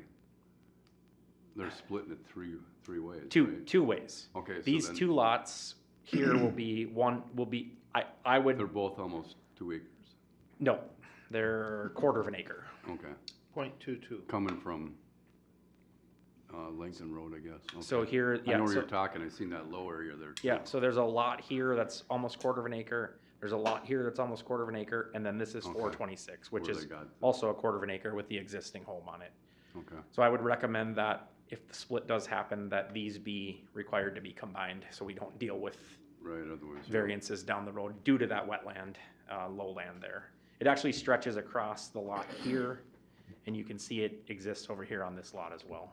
Okay, yeah. That's why I suggest having a survey done, a certificate of survey, so we do know where the borders of that lowland is. Yeah, because I see Casper Excavating, they said that if the septic failed, they do have room that they could redo it even. That's the one here. That's the 426. Okay. So I'm assuming it's here in the backyard.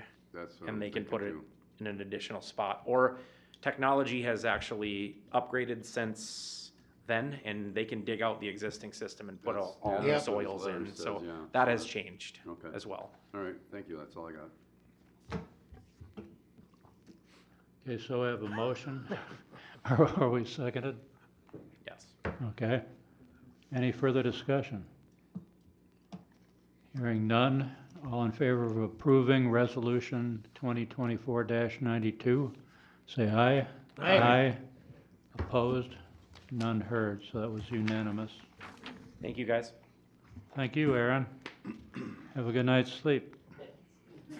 We'll do it all again tomorrow. Mm-hmm.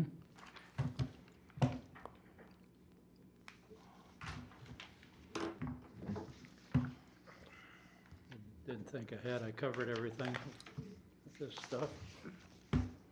Okay. Administrator review summary statement and from our closed session on the 25th of November. And then the approval of the 2025 administrator's contract will be on the next item on the docket. So, yeah, good evening, Mr. Mayor, members of the council. I'm Christina Benson, sitting in for Eric Larson. There's 2 items under the city attorney agenda report this evening, and the first one is that kind of a matter of process, adoption of the summary that's summarizing the closed session that was held on November 25th regarding the city administrator review. So you've all received the copy of that as part of your materials for tonight.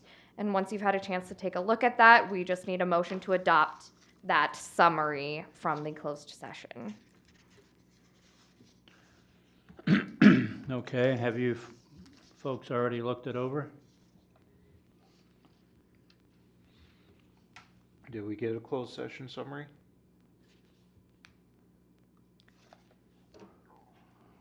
I saw it. I can Eric pull sent up it for to you. me. Huh?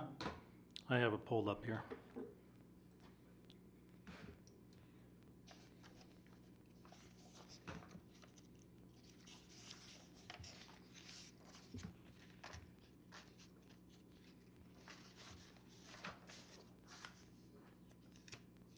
And Mr. Mayor, members of the council, I can just add both City Attorney Eric Larson and I have reviewed this against statutory requirements for your summary for such a closed session for meeting the legal standards.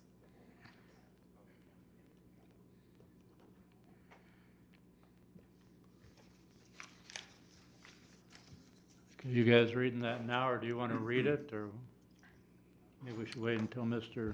DeRoche is back?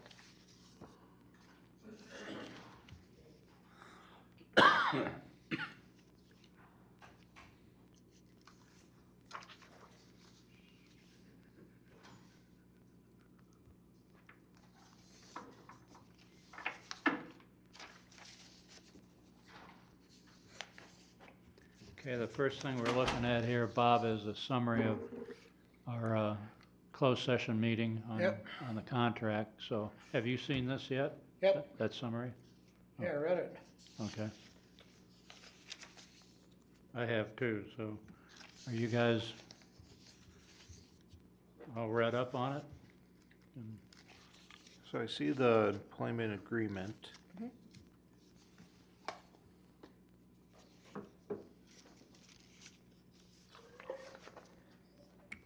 Yeah, so as the summary provides, there is a direction that was provided during the closed session to prepare the agreement with the matching of the salary increase and extending the term, which will be the next agenda item before you. This is not a approval of the contract at this point. So can I get a motion to approve the summary? Motion to approve the summary. Second. Okay, we got a motion and a second to approve the summary of our closed session meeting of November 25th regarding the city administrator's contract. Any further discussion? Hearing none, all in favor of accepting it as presented, say aye. Aye. Opposed? None heard. It passed unanimously. All right, and Mr. Mayor, members of the council, the city administrator contract was also sent out for your materials for tonight with the 2 revisions that were reflected from the direction at the November 25th meeting. And at this point, you can motion to approve the 2025 city administrator's contract. And of course, you always have the option to hold discussion and continue the discussion to December 23rd, should you not be able to come to a decision tonight. Okay.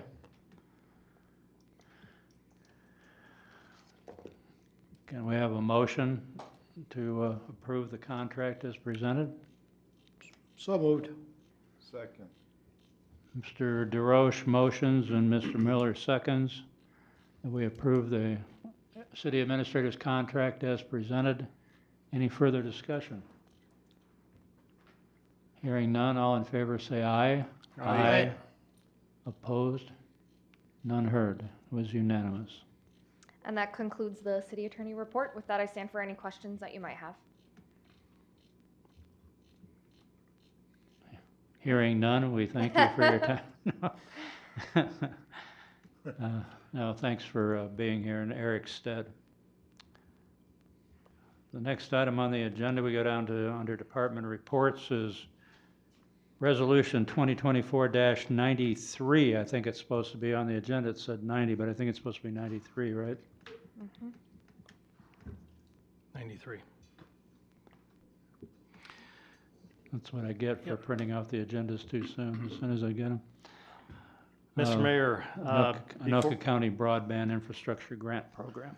Yeah, before you is the receiving the grant from Anoka County. The Anoka County, as by way of history, had set up a request for quote and other methods of working with Midco, all of which fell through, and ultimately decided to grant dollars to the cities that have areas that are underserved. We've talked about this project before. This is actually the receipt of those grant dollars that needs to be done before December 31st of this year in order to be eligible to utilize those dollars. In 2023, Anoka County designated ARPA dollars to be used for broadband expansion in Anoka County to those underserved areas as indicated. And the county put one condition on this, and that would be that Midco, when they submitted their project, included East Bethel, Bethel, and Linwood, Township of Linwood, and one of the conditions is that one of the three would need to step up and project manage that the project. And so staff met, and we decided that we'd be able to handle that reasonably, and so I then reached out to the administrators or clerks of the other two cities and township, the other city and township, and they were agreeable to that. So before you hear is just the approval of the receipt of that grant to be eligible to receive those dollars, and then on the 23rd we will have the cost share agreement basic with Midco, essentially saying that we'll give them the $1,019,800 for their work with their match of $600 and some thousand, and that then they have access to right of way and that sort of thing within the communities to do this work. So there's that's coming forward on the 23rd. So that's different than receiving the dollars, obviously, with the county. That's more on our end of things and kind of setting up that joint powers agreement. So There's some reason, I'm looking for East Bethel on here and it's not listed. You've got Bethel, Cedar, Stacy, Wyoming. I think that list is going by zip code. You're referring to the addresses, the address Right. list that's in there? Yes. Yeah, those are the specific addresses that we included so that folks, by way of record, would know, hey, this project is happening in my area, or I should anticipate this coming to my area, that sort of thing. Okay. So it is East Bethel. We are receiving significant coverage, as well as the other communities. So all in all, this project for $1.6 million, which quite honestly, we're getting quite a big bang for the buck, Nice in my little boost. opinion. Putting cable on the ground is not cheap. And so the Midco is able to do it reasonably, and we're able to partner with the county to provide that connectivity to people that you've probably heard from before in terms of their options for internet service, or at least reliable high-speed internet service. So. Okay, is This there a falls- motion? This falls in that category of opium, other people's Yeah, money. yeah. Right. Yep. So we need a motion to approve this then? Yeah, to approve resolution 2024-93. I make a motion. Okay, Mr. Miller makes the motion. I'll second. Mr. Smith seconds. Any further discussion? Hearing none, all in favor, say aye. Aye. Opposed? It's unanimous. And the last item I see here before staff report and council reports is Whispering Aspen redevelopment status report. I'll be abstaining from discussion and any direction or voting for this agenda item. Okay. Mr. Mayor, before you here this evening, there's been a lot of discussion about Whispering Aspen, about a contract that's in place, about use of community center and things of this nature. And this evening, staff is seeking direction and guidance from the council to empower the administrator and the city attorney to address what we're going to refer to as open business issues. Not identified in a contract are kind of expenses that have been generated from that facility, expenses in regards to electricity, DSL, water usage, sewer usage, those sorts of things. In addition to that is one item that came up was a sign placement that is not specifically defined in that contract either. And a final issue is a outstanding road improvement cost. Members may recall that as part of the agreement, it stated that each property would pay $2,000 for the improvement of a roadway system in there. Those payments have been made, and but then additional component in that contract states that anything above and beyond the cost to upgrade that road would be covered by Firebird LLC or BDM Construction, same entity. And so that's an outstanding issue as well that we need to handle. So again, we're just seeking for the council guidance to empower us to work with the city attorney to draft a letter to the principal, Mr. Mundell Sr., and address some of these open business issues and go from there. You'll recall also the direction was given to draft a letter to the Attorney General. That is currently in process. Has there been a letter to the county attorney? The letter's been sent to the county attorney. The county attorney has yet to respond on that, so I need to follow up with Mr. Johnson to get his input on that, but then You know that'll... him, I assume? What's that? You know him well? I've gotten to know him well, yes. He's very busy though, and so this might not be the top of his to-do list, but that's a separate, unrelated issue to what we're gonna call open business issues here, or issues that are not identified in that contract. So again, I think the goal here is to, to work with Mr. Senior, Mr. Mundell Senior, and to find resolution on these issues, put it to bed once and for all. I think that this issue has been kicked around like a political football for many, many years. After talking with the Mundells, it's not an unfamiliar topic that they've dealt with, and so trying to, shall we say, land the plane, is the goal here, and kind of find a resolution to all these issues and move on from there and from a community standpoint. So. Okay. Be looking for a motion, Mr. Mayor, to empower our staff to work with the city attorney to draft a letter. So moved. Second. Moved by DeRoche, seconded by Miller. Any further discussion?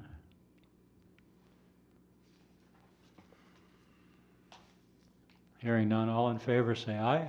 Aye. Opposed? Abstain. Opposed, it was unanimous except for one abstain by Mr. Mundell.